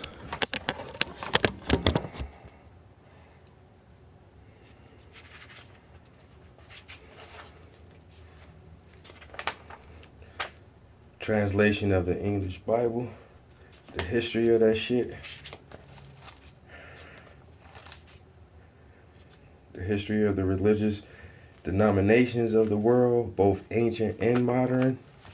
This shit got a fucking concordance in it, a thesaurus, the comparative and comprehension description of the Israelite tabernacle and the sacred furniture. Oh my god.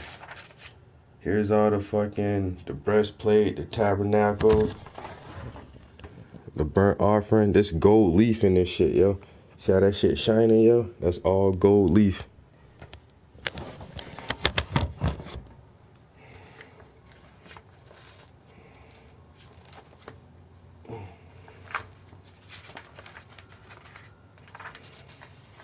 But it got this shit too.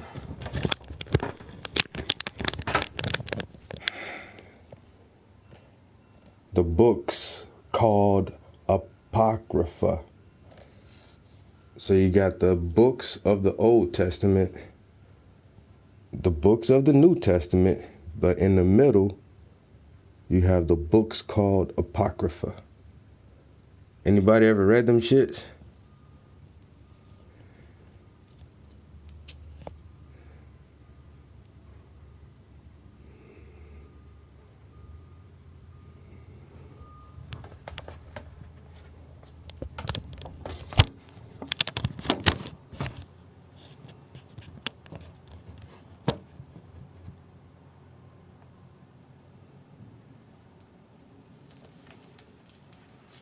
The Gnostic Gospels. I've listened to like lectures on them.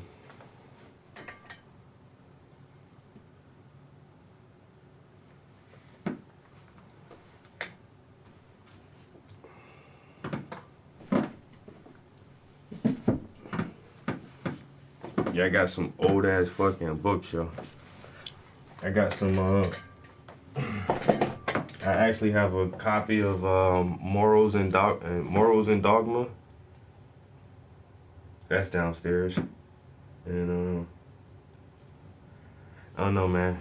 One day I want to have like, you know, the ceiling to floor bookshelf wall. Maybe 2 of them. Not a lot. I ain't gotta have like a whole ginormous library, but I want like at least like 2 walls, ceiling to floor. Nothing but all my fucking books, yo.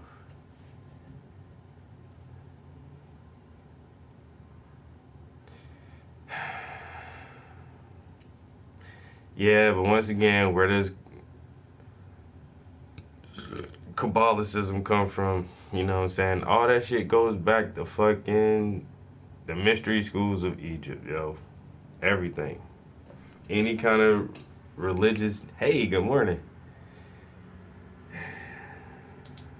Any kind of religious worshiping at all, yo. All that Hinduism and Buddhism and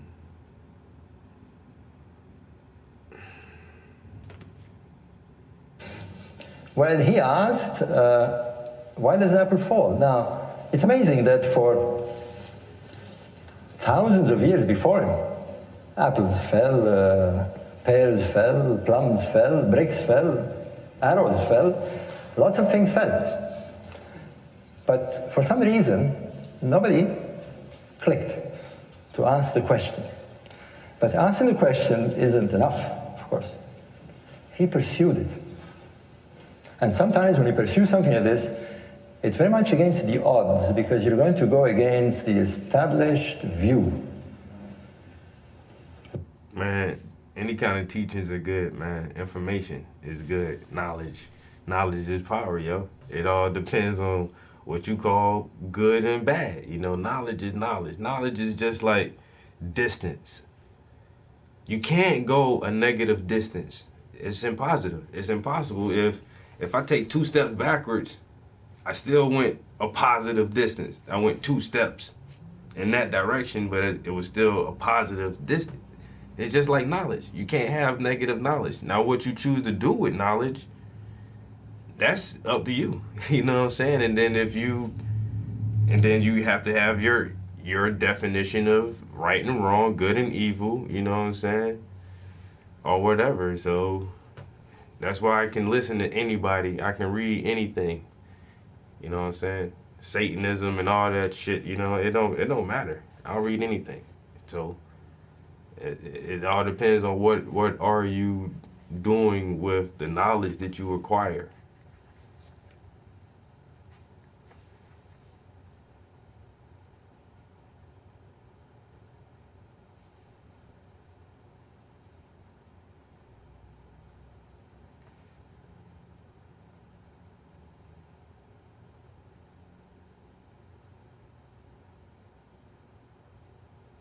Bruce Lipton.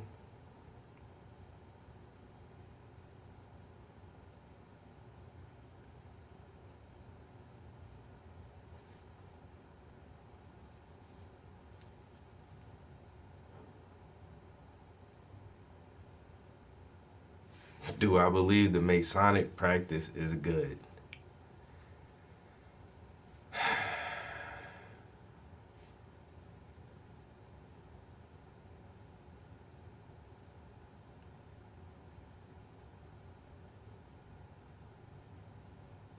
I think most people who are a part of Masonic halls don't understand the full implications of what they're a part of. The ones who are at the top of these halls and these guilds who really understand the energies and shit that they're dealing with, and they're using it to manipulate things in a way that's not positive for the world, yeah, that's bad. You know? And once again, just like the corporation scheme we were talking about, how there's only like 7 corporations that break down into all these different corporations. The same thing is with these secret society, spiritual, mathematical cults like the Masons, you know, that break down from larger Illuminati round group tables, you know, Order of the Rose, Brotherhood of the Owl, and you break down, then you have the Scottish Rite and all these other different kind of shit like that, and you got this kind of Masonic Lodge and shit like that. But man, you know, all of this, once again, we all are a part of the human story. We all make history. And yeah, some of our names will stand out longer than others, and some of us will have somewhat of a larger impact on history, and groups like these do. And are they using their influence for the betterment of all mankind? They're probably not that I can see. So yeah, as it stands now, do I see Masonic rituals as bad? Yeah. Because of the people who are in control of them.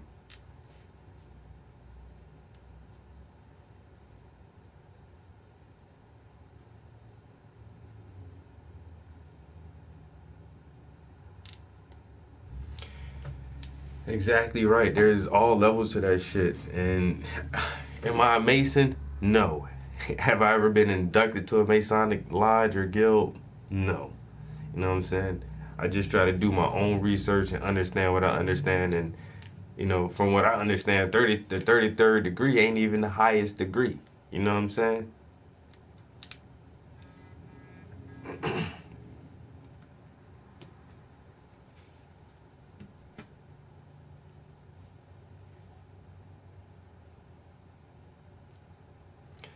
Well, the thing is,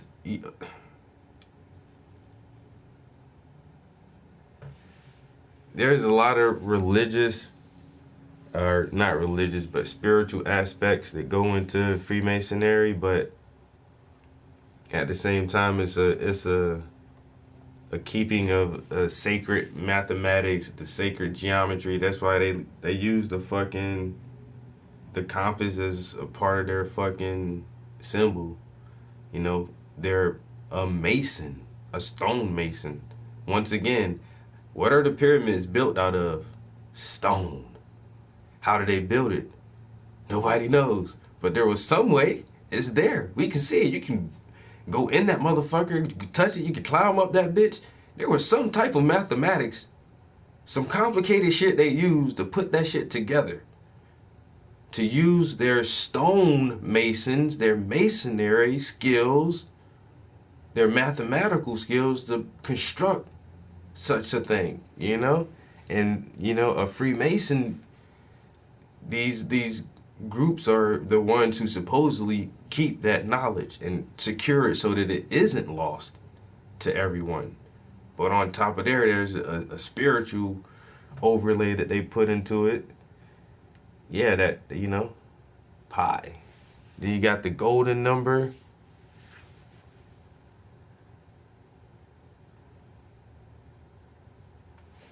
Yeah, Lucifer is the light bringer, right?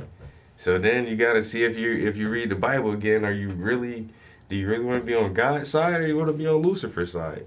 You know, because Lucifer, he's the one who gave you knowledge, right? He told you, man, you can eat that fruit. Man, you ain't gonna die. God don't want you to eat the fruit, because if you eat the fruit, you'll be a god like him. That's what he don't want. So they ate one fruit. See, there were two different trees in the garden. And so when they ate the first fruit, God was like, oh shit, serpent, what have you done? Get the fuck out of here. You're gonna crawl on your belly forever. So that means snakes had legs before and eat dust. Anyway, but and he said, oh, I banish you from the garden. No, he said, let us banish them from the garden unless they partake of the fruit from the tree of life and live until time indefinite. So they ate from the tree of good and evil and recognized they were naked. But if they would have ate from the if they would have ate from the tree of life, they would have been able to live until time indefinite. So God had to kick them out the garden before that shit happened. And then he said, oh man, you got to go out here, you got to till the earth, and it's going to be back-breaking work. And you're going to have you're going to have birth pains. But Satan was looking out for us like, man, I tried to make y'all gods, man. Shit, I was just doing my thing, yo. Told you to eat the fruit. Y'all should have ate the other fruit, man.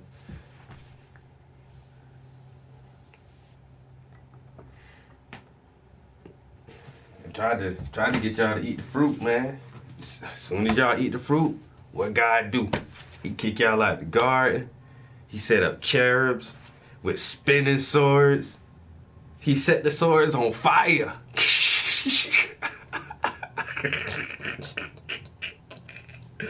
And now your sons out here killing each other and shit. Yo, that story is crazy as shit. It's so funny, yo. Every time I just think about, like, Genesis. I read most of the Bible.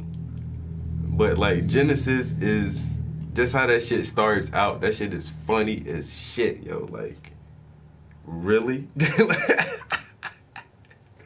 Like, this is really what happened? This is how it started. This is how everything started, right? Okay. All right. All right. Let's go.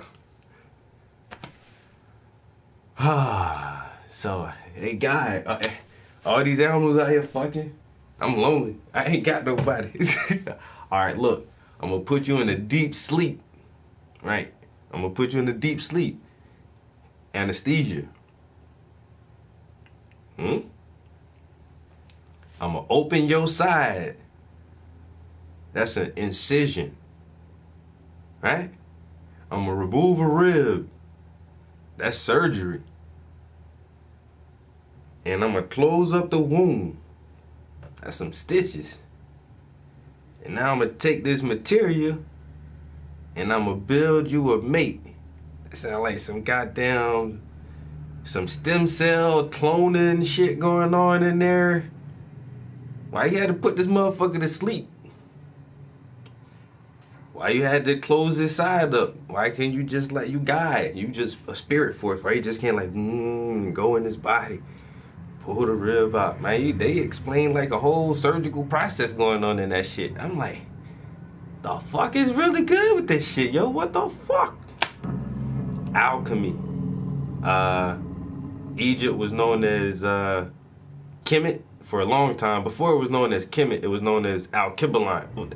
The entire continent of Africa was known as Alkebulan, and then for a long time the entire continent was known as Ethiopia, but the region now known as Egypt was what's known as Kemet, or the land of the blacks, or the black-headed people, Kemet. And so that's where we get alchemy from, because they practiced things like alchemy in Kemet, and they had things like chemistry. You know, so Kemet is the original source for a lot of shit like that, like alchemy.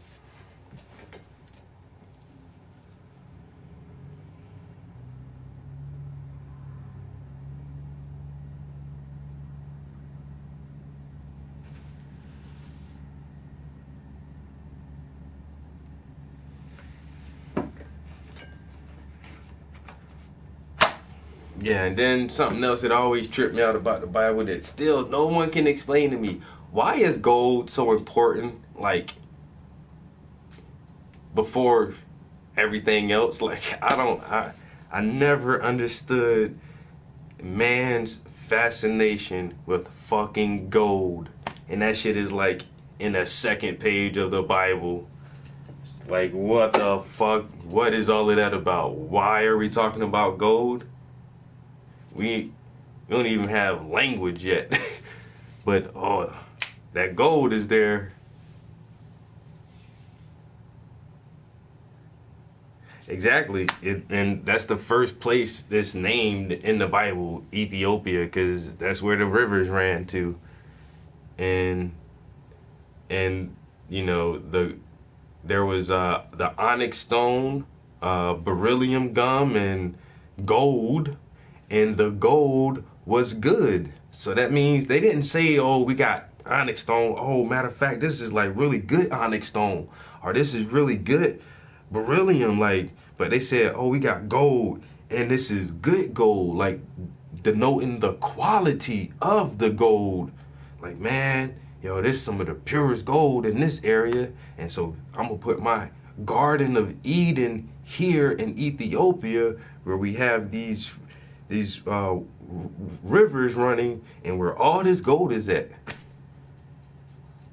And then God created man and placed man in the garden to tend to it and take care of it. He didn't create man to worship him and love him and obey him. God created man, and he placed man in the garden to tend to it and take care of it. Genesis is really funny book, man.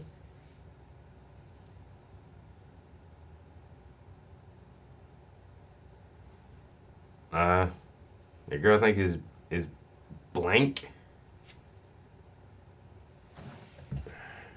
It's obviously not blank, but I do have to. And I've been talking for 2 hours. This is the longest talk session I've had. It's cool though. I like it.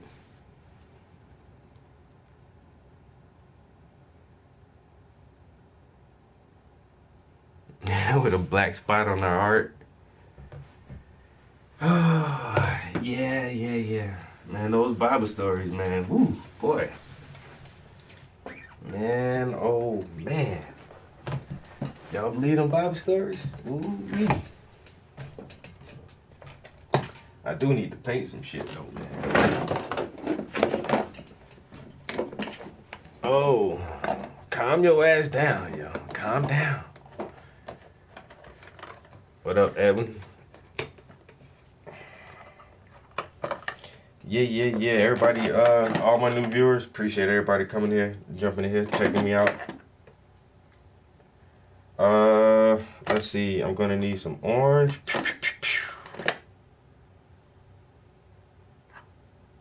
Oh, there it is. Yeah, you know, I gotta get that good education in there every once in a while. I be slipping a lot, man. Most of the time I just be in here listening to beats, talking about some nonsense. But this morning we have had some very, very educational, informative, controversial debates, which are always good, heated, gets my blood boiling, gets me thinking, you know what I'm saying? And I love it. I sure appreciate everybody who participating in here, who actually taking the time to converse, you know, interact, and be engaged with the stream. Yo, that's all I be looking for. You guys are fucking awesome. But I really do want to get a little bit of painting done. Gotta get a little something done, you know? I want to work on her hands. If you can tell,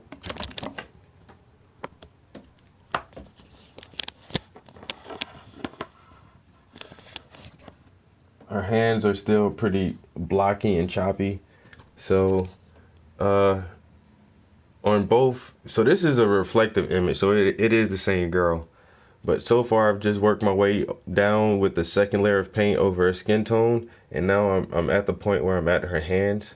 I did add some highlights to her hair. I really don't like that much. I might go and do that over. But after I work on her hands, I'll probably work on the hair on this side, and then work on the jeans a little bit.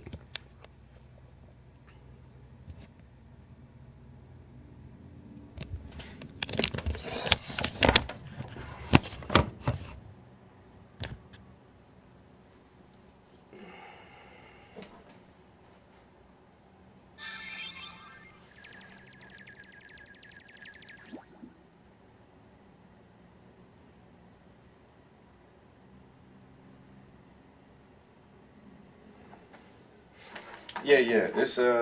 It's a reflection. She's actually sitting in front of a mirror.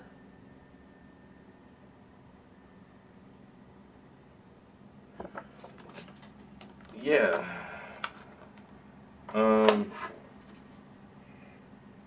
Nimrod was a powerful warrior in opposition to God, and he ordered the construction of the Tower of Babel to reach the heavens. And God saw what man was capable of and thought it was evil. And so he smashed the fucking tower and scattered man all across the face of the earth and changed their languages so nobody couldn't communicate with each other, so they couldn't organize, and so they couldn't never try to build this tower to reach the heavens again. That's some crazy shit, bro. Woo!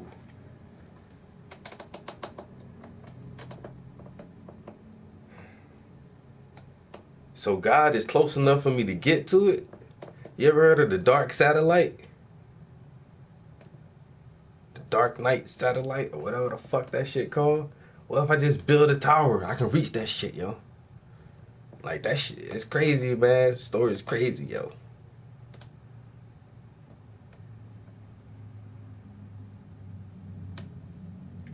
Yeah, it is, right? Because I'm good like that. I took this picture, yo. In the bathroom. I took this picture in the bathroom. I took this picture in the bathroom.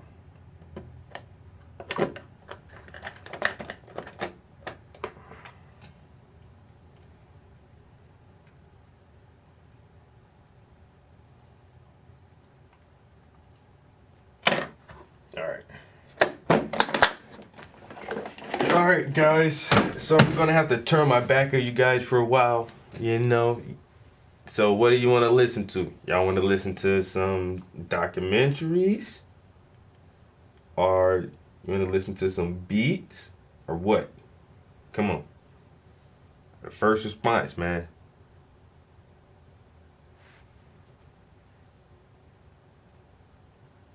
Yeah, the dark satellite hovers over the flat Earth.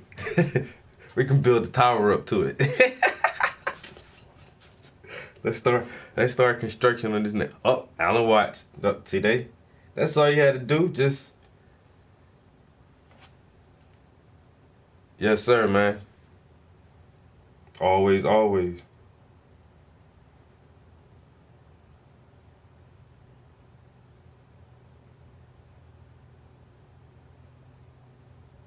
The abacus. Yeah, the little counting thing, just sliding the shit back and forth.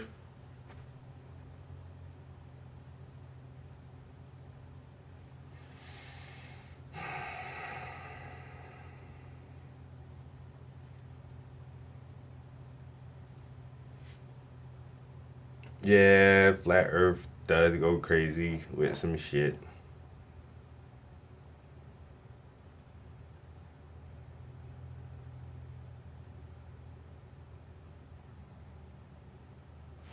New AirHogs FPV Race Drone. You see what the drone sees through the FPV headset. Easy to fly and ready to race. AirHogs FPV Race Drone. Batteries not included. Sold separately.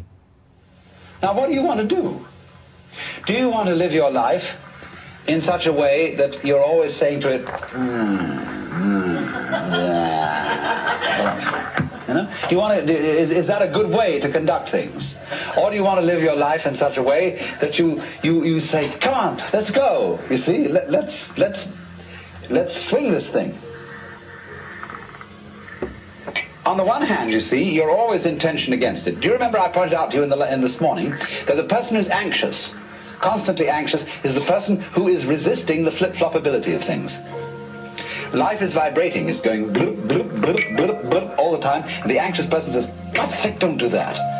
Because, you know, you might do it too much. I don't want to bloop like this. It makes me feel nervous. Let's stop it. And so, as he puts his weight on this bloop, bloop, he goes like this. You see, it gets tripping. So instead of saying, come on, let's bloop, see, let's go, and do this thing, so in exactly the same way, the person who wants to say, well, you're nothing but some kind of chemicals, and they're just a lot of... They believe the true Messiah. You're a bag of pus and blood, basically, with a few bones inside. And that person is doing the same thing, you see, as the person is putting pressure on the flip-flopability of things, and so he gets anxious.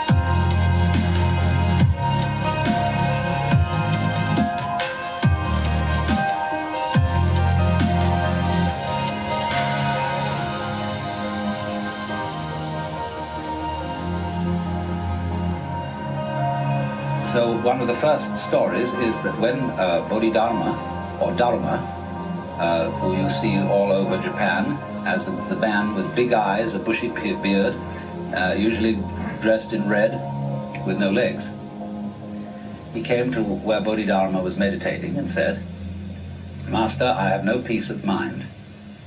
Please pacify my mind." Because he didn't even get in for a long time to ask the question, because Bodhidharma refused to see anybody. Finally, when he cut off his left arm as a token of his sincerity and presented it to the master, Bodhidharma said, "You know, all right, what do you want?" Well, he said, "I have no peace of mind." So Bodhidharma said to this man, whose name was Eka, "Bring out your mind here before me, I'll pacify it."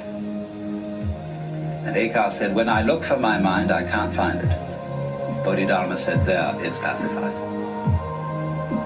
Now somehow this answered Eka's question.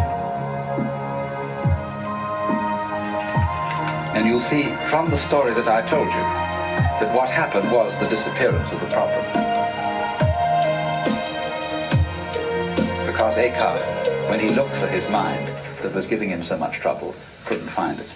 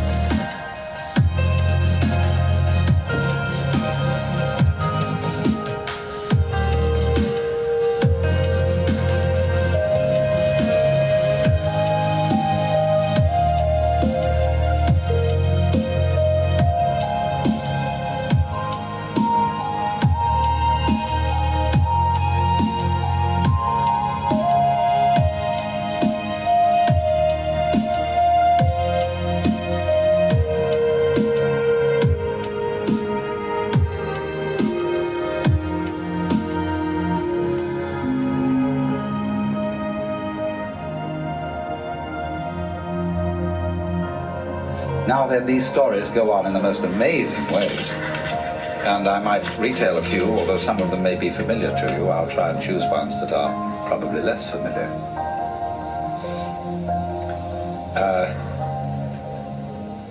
Then there was another monk whose name was Gute. And whenever people came to ask him questions about Buddhism, he'd hold up a finger. That was the only answer he'd give. Well, he had an attendant, and one day somebody came to the temple to inquire about the teaching being given there, and the master was apparently out, and his attendant was there. So the investigator said, "What is your teaching here?" And the attendant held up a finger. Anyway, but actually the master had been there. He was peeking from behind a screen. And so he came out to this boy and said, "What's the fundamental teaching of Buddhism?" And the boy held up a finger. Instantly the master drew a knife and cut it off. And the boy was very dismayed and rushed away yelling. So the master said, "Hey, come back!" He came back. He said, "What's the fundamental principle of Buddhism?" And he went to hold up the finger and it wasn't there. And he was enlightened.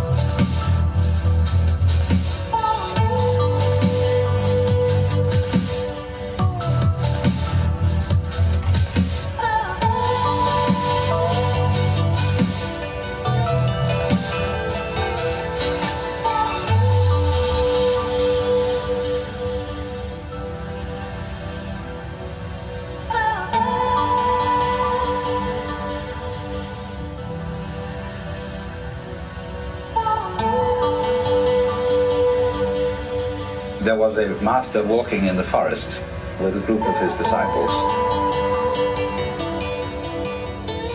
And suddenly he picked up a tree branch and said to one of the monks, "What is it?"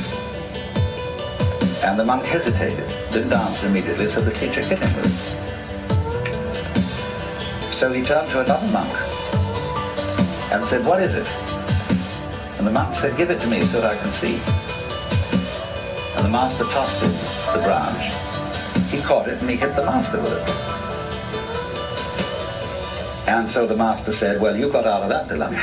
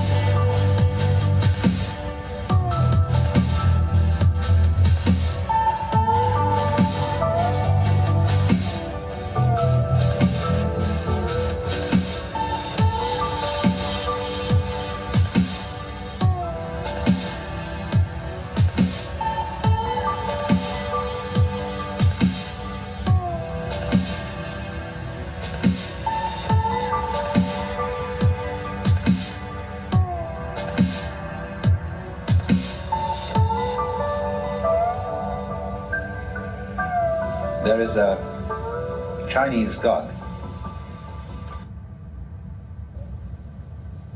Speck of atom in a that can.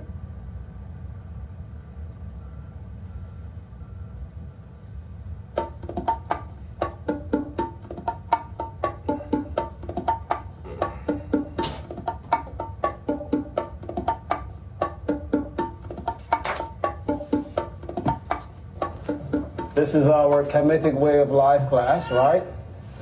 Okay. Now let's get back to some fundamentals, right? Okay. The word that we use for, to express the entirety of man is being, correct? Okay, being. If you want to have a spiritual science, right? I mean, if you want to make your study of spirituality scientific,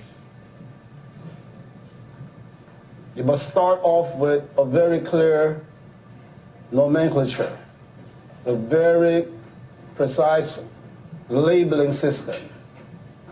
A lot of confusion and a lot of the failure for people to understand spirituality comes from the fact that their exposure to the spiritual literature was accomplished through imprecise language. For a number of reasons. One is that a lot of the literature out there, the people who wrote it, didn't experience the spiritual things that we're speaking about. So they use, so they just confused terms, but they didn't know what we're talking about. There were people who read other people's works, who read other people's work, it's a borrowing, and without the understanding of the reality that the words were aiming at. Another problem comes from the translation into Western languages, okay, and Western culture. Well, that wasn't their thing. spirituality was not their thing. They received this, it's a transmitted information, and, you know, it's not a controversial issue. It's very well established historically. Thing is that a lot of the main historical books have been suppressed. You understand that? But if you go to the sources, book by Strabo and book by Diodorus Siculus and Herodotus and, you know, Epicurus and all of these original Greek authors, they'll tell you in a minute that they got their stuff from the ancient Egyptians and from the Babylonians and things of this nature. You know. It's another story that I need not get into right now. The point that I want to make to you is that there's this imprecision of language. You with me? So we use, when I want to refer to the totality of who I am, what I am, and so forth, I use the word being. I don't say myself, I say my being. You with me? And when you want to refer to gods, the word for God that will be synonymous with being in the Kemetic tradition is Neb, Chair. So this will be the word that describes, that represents God's being, Neb Chair. Neb is Lord, right? Is off, and Chair is all, the Lord of all. Okay? This is important because some of you read, you know, other books and besides my books and things of that nature, and almost all the authors use the word neter for God, the Kemetic word neter for God, and of course the Kemetic word neter gives us the Latin word natura, nature, and it gives us the word also neutral. It's a connection there. Supreme Being will be neutral in the sense that it is not male or female. You understand that?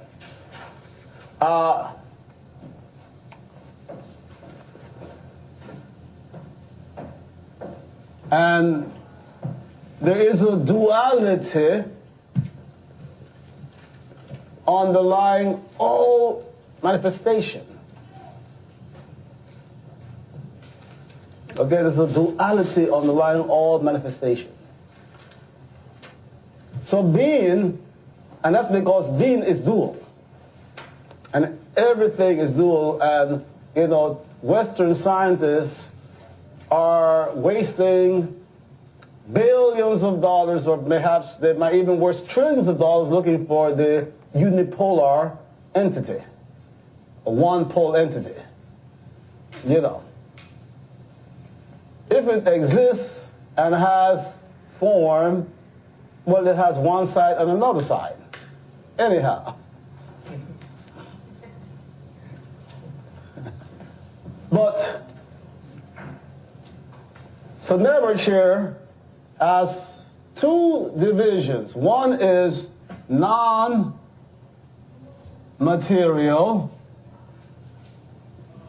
non-energy.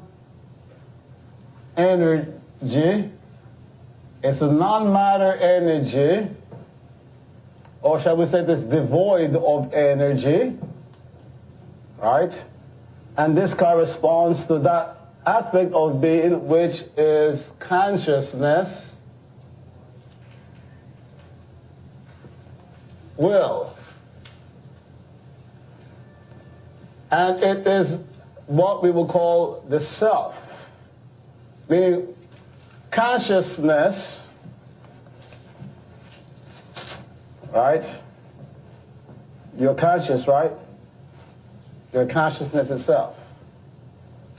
Okay, your consciousness that is in a form, right?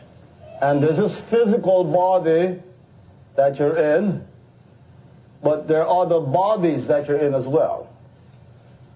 All right? That's an assumption for many of you right now, and so on. But consciousness being awareness, it is that which is aware. It is that which understands. It is that which knows, right? Okay? I mean, logically speaking, if there's no consciousness, there could be no knowledge. If there's no consciousness, there could be no, because knowledge is a function of perception. Right? Right? There's perception without recognition. When perception takes place with recognition, there's what? Knowledge. Right? And when this knowledge takes place on an underlying level, or just not the surface, but under the underlying principles, then it's understanding. Understanding. You're standing from a point of view where you're no longer thinking superficially. You're grasping the underlying principles. So,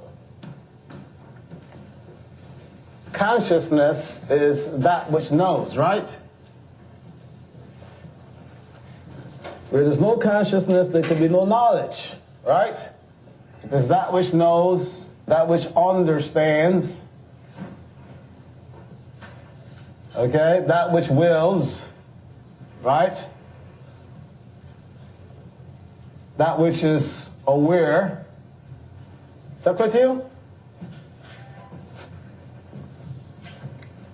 And consciousness can recognize that it is conscious. Are you conscious? Do you recognize the fact that you're conscious?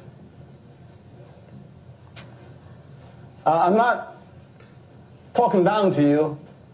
I just want you to, you've been trained to think a certain way, to approach knowledge a certain way. You know, like from books and definitions. I want for you to do this empirically. Because you will find that a major aspect of spirituality is for you to experience what we call pure consciousness.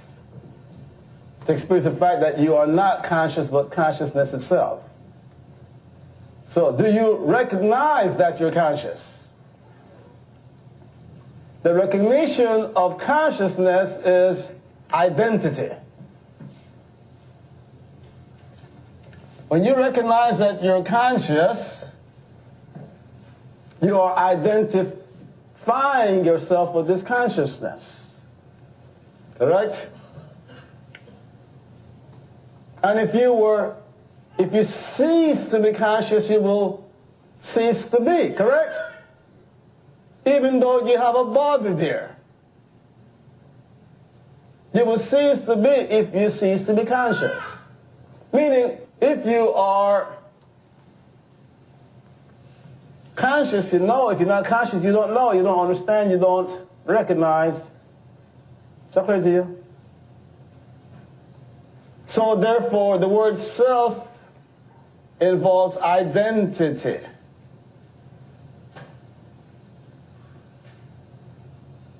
What represents the I? So within being, that which says I is consciousness, which we're saying is non-material, non-energy. And of course that's an assumption right now. That's a preposition to you. But it's something that you have to come to realize. That's part of the spiritual work. Stripped from all its mumbo-jumbo. Now let's be very logical, right? If I say that being has a duality, if one aspect is non-material, non-energy, the other half has to be an energy, right? Correct? An energy matter entity, correct?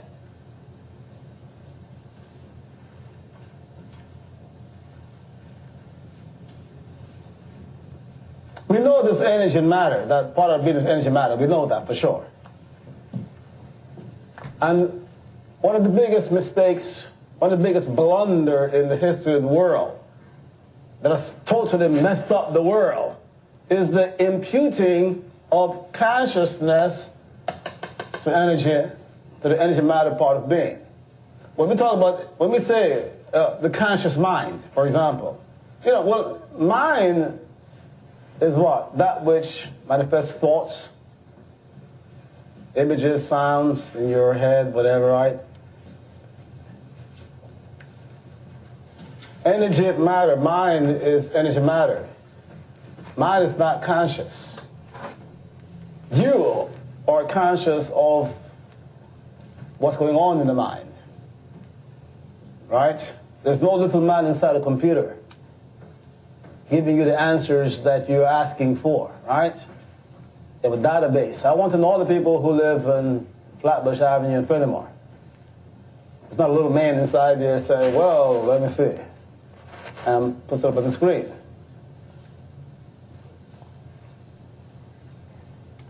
Energy, matter, has this property that within its own symbol system or architecture, whatever, can manifest effects without, of course, being a living thing or conscious or whatever. Is that clear to you?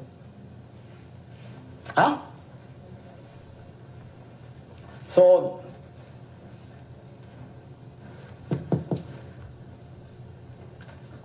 the will, consciousness, will, being is dualized into non-matter, non-energy, and energy matter. Correct? This non-material, non-energy is divided into consciousness, will as well. You see another dualization inside here, right? Huh? Sure? Consciousness is the receptive aspect of the self, and will is the active aspect of the self, right? This dualization in terms of, active on and inactive, receptive or initiating or whatever, is what the Chinese call yin and yang. The logicians have such understanding, of course, and they call it Shu and Tefnut. So the principle duality is held in the doctrine of Shu and Tefnut. Shu will be the positive, correspond to the Chinese yang.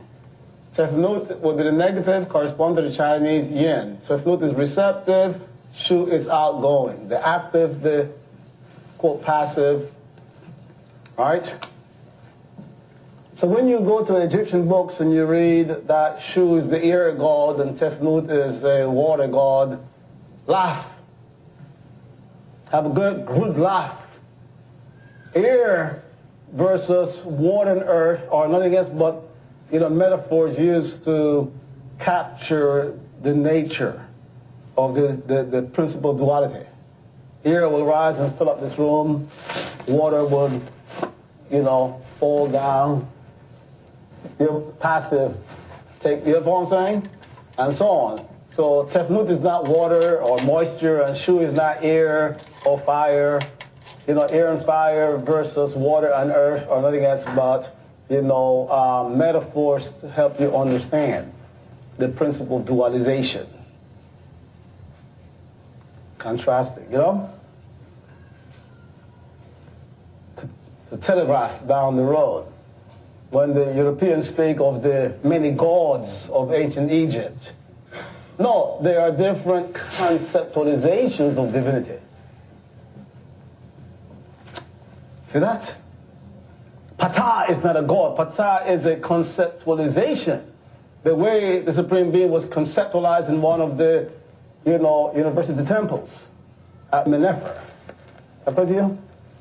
As opposed to at Anu, the Supreme Being is conceptualized, you see, as Osir and Ra. Is that clear to you? So throughout in the history of Kemet, there were different universities that in a society that is some 4,000 to 5,000 years of age, different concepts develop. Like in the Western world, we have the physics of Sir Isaac Newton, which explained a lot of things and made a lot of physics and scientific accomplishment possible. And then comes Einstein with an entirely different science that cannot be, integrated and reconciled with Newtonian physics. That's who we're listening to. And should have destroyed Newtonian physics, but it didn't. Right, so here we have two physics that are very, opposite to each other, contradictory, and should refute one another, existing side by side, because they're different conceptualizations. There's not an Einstein universe and a Newton universe. They're different conceptualizations, different symbolic sets that leads the understanding to that reality, different ways of manipulating, symbols to manipulate reality. So that in Kemet, you see, when I speak about Osir and Ra, and I speak about Ptah, and so forth, I'm using different conceptual models.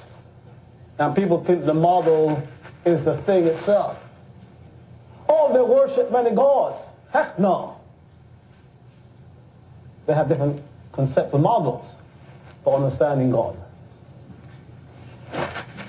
Sign of a fertile mind, a culture with fertility, creativity. Huh?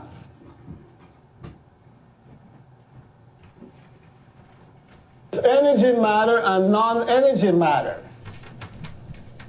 On one side is energy matter, on the other side is non-energy matter. Right? So this energy matter is unconscious, okay? And it is the not self. Okay? Energy matter is what we would call spirit. So you say, for example, in the Hebrew Bible, right? It's a very interesting thing. You gotta read carefully and go back and meditate on what you read. It says in the creation story, right? And the Spirit of God hovered over the waters. You remember that? Y'all remember that, right?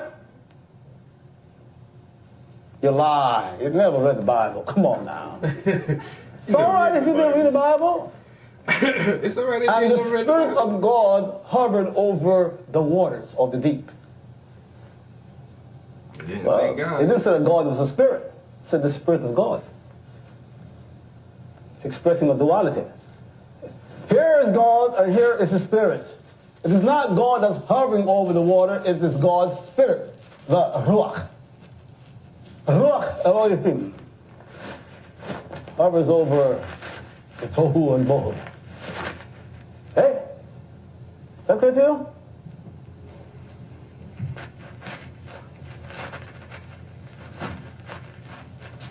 In the Kemetic system, this spirit, we call it Ra. And the self, the consciousness, we call it, before it manifests itself in the world, it is called Atum. But Atum is what we call an adjective noun. An adjective noun, meaning it is the name that we give to something, but that name is really descriptive of the attributes and qualities of the thing. Let me give you an example. For example, let's say that, Camille, right? Let's say that you have mastered the magic of invisibility. You've made yourself invisible and can't bring yourself back. That's a problem, but it has its perks.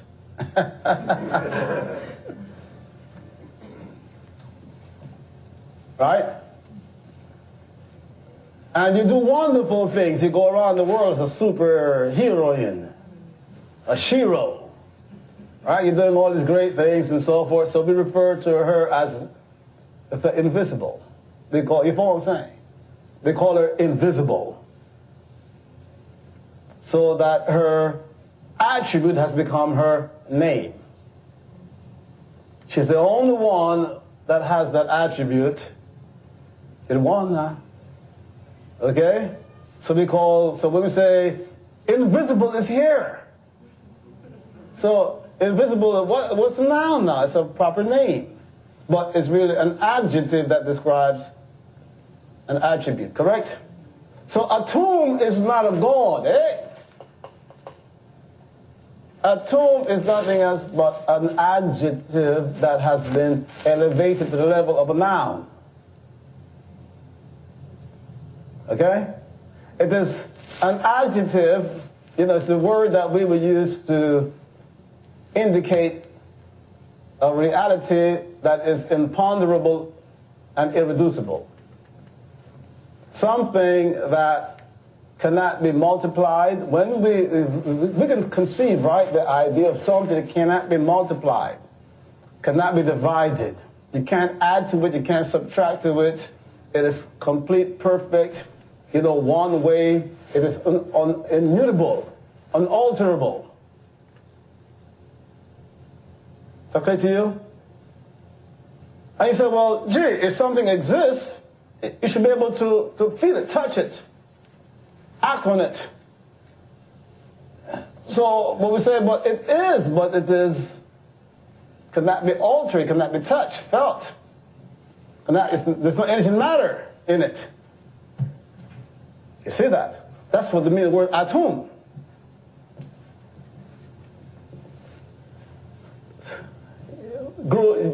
Greek young man went to Egypt to study. And he went to the temple of Anu and received his teaching. And he ran back to Greece. And it says that underlying all things is the atom. And the Greek says, well, what's the atom? Well, it's something that cannot be reduced, cannot be divided, because it's the primordial nature of all things.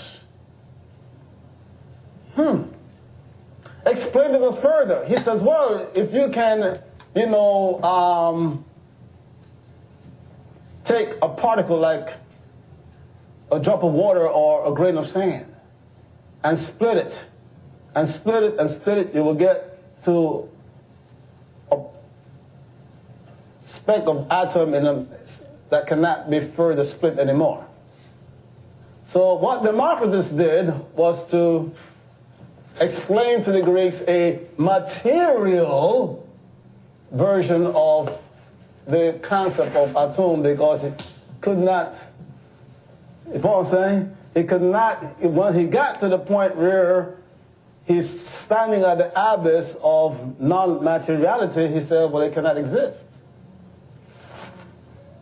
The Hebrew Kabbalists have a phenomenal name for atum. They call it Ein. You heard of Ein Sof? Huh? Well, Ein corresponds to atum and Sof corresponds to, the energy matter side of things. Right? And the light that is generated from Sof is Ra. Ra has a dash over it, so it's really Ra, R-A-U, and that's where the Latin people got their word or for light, and aurum for gold, aura, and so forth. Yeah? And the crooks, they change it to Re, so that you don't see the connection. They change Ra to Re. The sun god. It's not the sun god. The sun is Aten, right? Aten, that's the Egyptian name for the sun. Or the T becomes a D, and it's really Adon, or Adonai, the Lord. That's what the one sun said, there's only one Adonai, but that's what some people worship, the one sun. Now,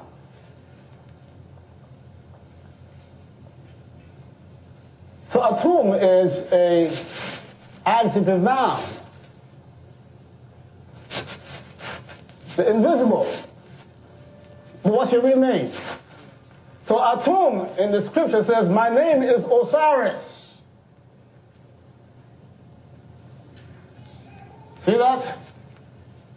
In our cosmology, the name of the self, the consciousness that says, I am God, says, my name is Osiris. In the Anu tradition, in the Anu cosmology, in other words, there were different colleges. And the colleges, of course, were all religious colleges, right? Here we have, like, Marymount, or Xavier, or St. So-and-so University, right? Right? But all the universities in Canada were spiritual, were religious, because we could never separate, education from religion. We never conceive of separating the state from religion. Because the king is just simply the figurehead for God. That's all he was. So were the queens. So in the College of Anu, A-N-N-U, okay? One of the most powerful universities. That would be like the Oxford in England and, what's the baddest school here? Yale or Harvard or Columbia, right? Okay? The Patah University would have been like City College. In other words, the different schools that had the real deal, you follow what I'm saying? You really want to get your PhD in spirituality, you go to Anu. Right? I'm a scribe of Anu. That's like I'm a Yale man. Like I go to Oxford University. Okay, you? I want you to put it in perspective. I want you to begin to feel Kemet. All right? Can't get it out of books. I'm only get it from someone who remembers that life back then, right?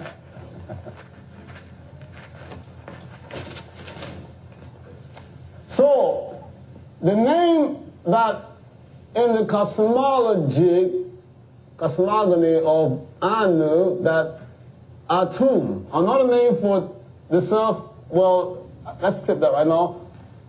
Osiris is the name. It says, my name is Osiris in the book of the transformations of Ra and of overcoming evil. Opet, right? The Supreme says, my name is Osiris. You see that? And my name is a word of power. These are the foundations of the Kemetic tradition. Your name ought to be a word of power. If the name is not a word of power, you're missing some power points. Play those Pac-Man games where you have to get power to play the game to succeed, right? Well, in Kemetic, tradition, we're always trying to accumulate power. If you're impotent, that's a bad thing, right? It's not good to be impotent in a world where power is everything. Because this is where you live. So, the unmanifested aspect of God's self is called Osiris, right? Okay? And the manifested aspect of God is called Osir. We drop the ES at the end, right?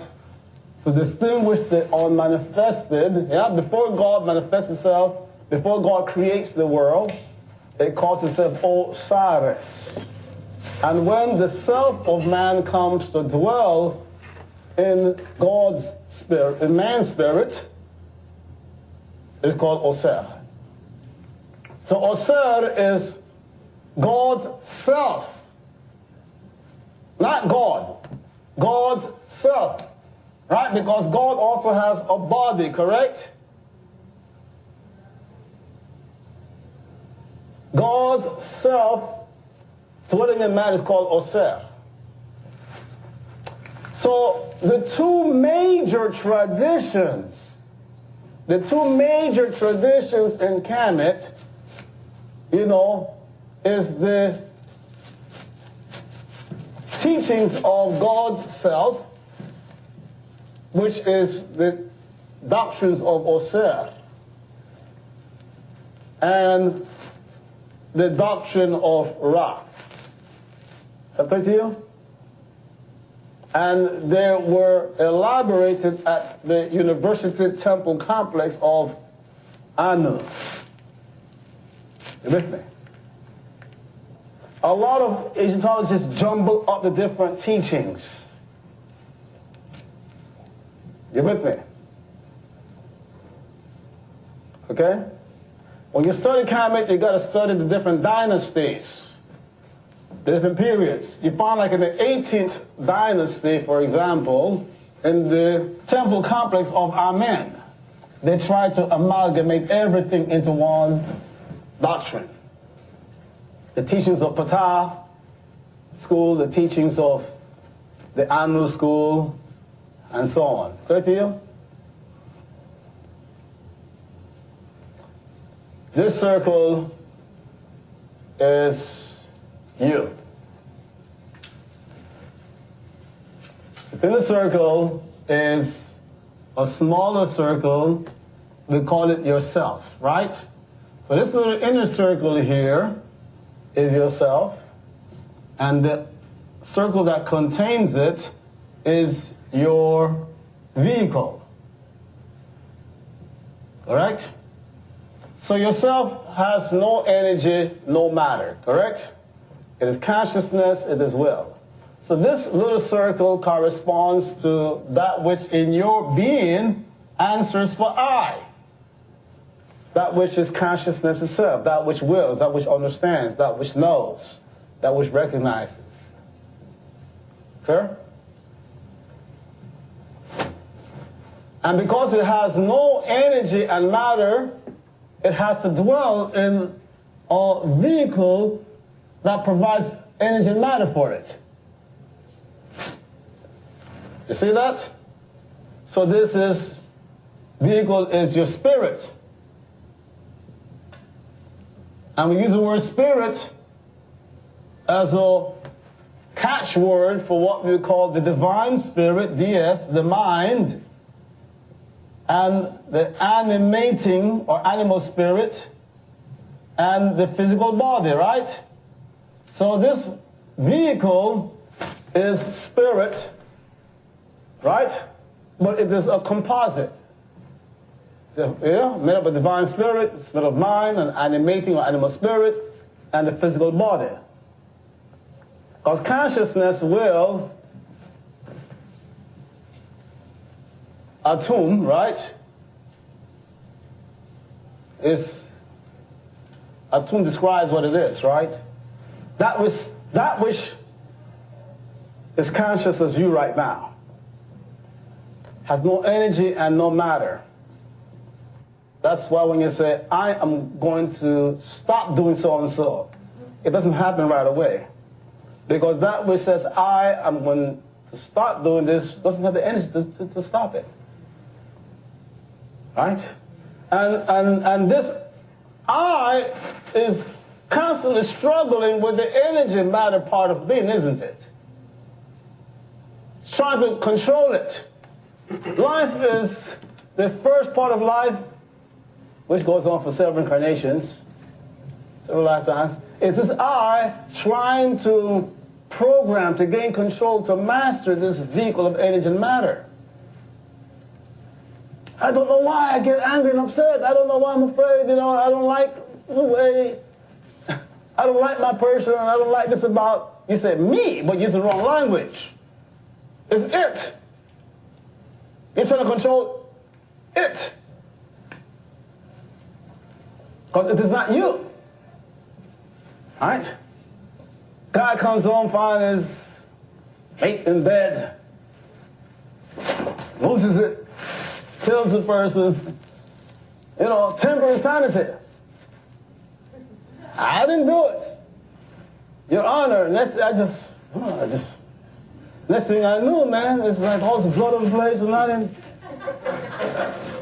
don't know what happened.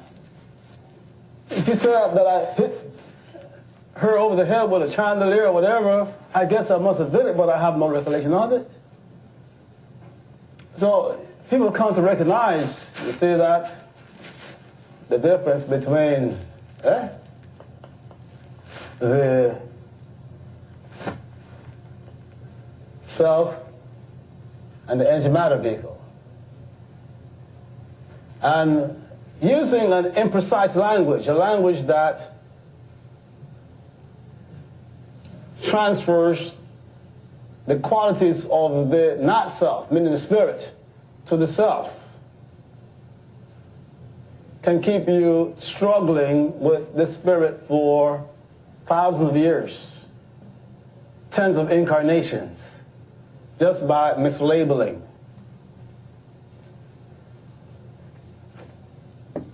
They call hydrogen sulfur and oxygen copper, right? And give the qualities of copper to hydrogen and so forth, and you will never get your chemistry together. I don't care how long you work at it. That's what's been happening. That's why you're finally here. After so many incarnations, you finally got to the place where we can set, because you see, the work has to begin by putting the mind in order. This is, they said that it's a battle of the minds. You got to understand that. It's a battle of the minds. You know, when the Egyptian person, you see, went through the judgment at initiation and after death, in life, between initiation and in death at the final judgment, you see, it was the words that were judged. You see that? And when you pass your initiation, when you pass on to become a God woman or God man, you're called a Ma'acheru. Ma'acheru. Through a word, meaning that the words you speak about who you are and what kind of being you are and what is going on in your life and in the world are true words. If every thought that you had was correct concerning your nature and the world, your words will produce magical effects in the world. That's the foundation. You hear what I'm saying? I'm going to say it again. Because I know some of you are waiting for me to give you some special mantra and special herbs and roots and whatever to acquire magical powers. If every word that you use to explain who you are and what God is and your relationship to God and what the world is and what's going on, what's happening here in this marriage, if every word that you use is correct, represents the truth, then your words will have magical power. There's no such thing as words of power. That's a Western concatenation. Yo, guys, I am so hungry, yo. There's the empowerment of your words. I've been here 3 hours. I gotta grab something. Actually, all your words have power. If I were to wire you up right now to EEG and EKG machines and, you know, to track all your vital signs, right? And I call out the name of, let's say to you, pinprick. Your vital signs will go negative. All right? If I call the name of something you like, I will get a spike of energy, you know, representing, you know, pleasure, right? If I call it the name of something that you didn't like or afraid of, I'll get a, you know, negative, you know, curve, right? Graph, and so on. Is that good to you?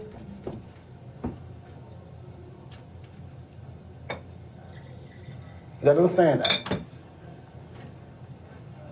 So,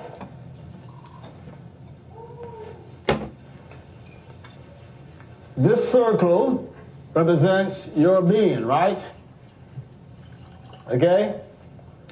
This little circle is the I, the self. You must know that you are composed of an energy matter, which is not self.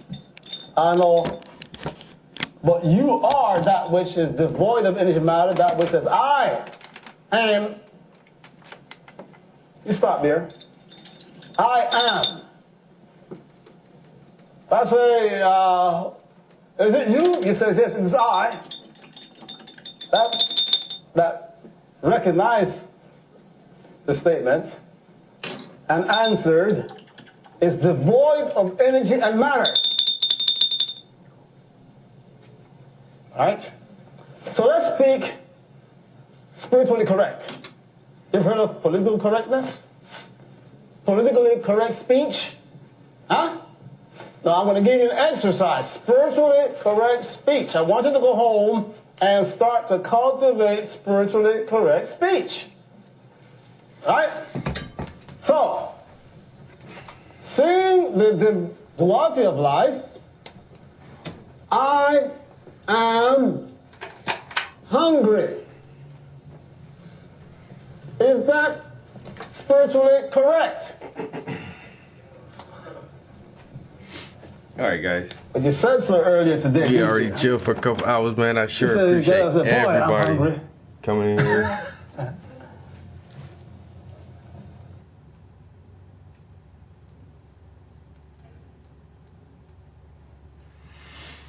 Appreciate everybody stopping by the stream, coming in here, checking me out, man. Seeing the projects that I'm working on, especially to all my new subscribers, my homie, whoever YouTube page channel is called Bugatti. Man, you gotta holler at me. You were the winner of that 500th subscriber, yo. And I want to get that drawing to you. If not, if I can't contact Bugatti, or if he's not in the stream to know that he's won in the next couple of days, I'm gonna just have to give the prize away to someone else, yo. I'll figure out how to do that. Maybe you know, a new subscriber to the channel, the last subscriber will win it, or something like that. But definitely do subscribe to the channel, guys, and hit the like button, hit the bell so you can get notifications when I'm in here, because I'm in here a lot. Yeah, this is my favorite little place to be, my own little man cave, and I kick it in here a whole lot, guys. So if you like the conversations, the lectures, the instrumentals, the beats, the art, or whatever keeps you watching, man, I'll definitely keep it up. So yeah, for okay, everybody, man, like I said, I met a lot of new people today, yo. And don't forget to hit me up on social media: Facebook, Instagram, Twitter, Tumblr, DeviantArt, all that good shit at Paintings by the Prince. That way you can check out some more of my art, because this is definitely not all of the work that I have. And you can go on my sites, and there's tons of fantastic, beautiful art that you can check out. And with that being said, guys, I am hungry, and I'm gonna go grab a late breakfast. So peace until next time.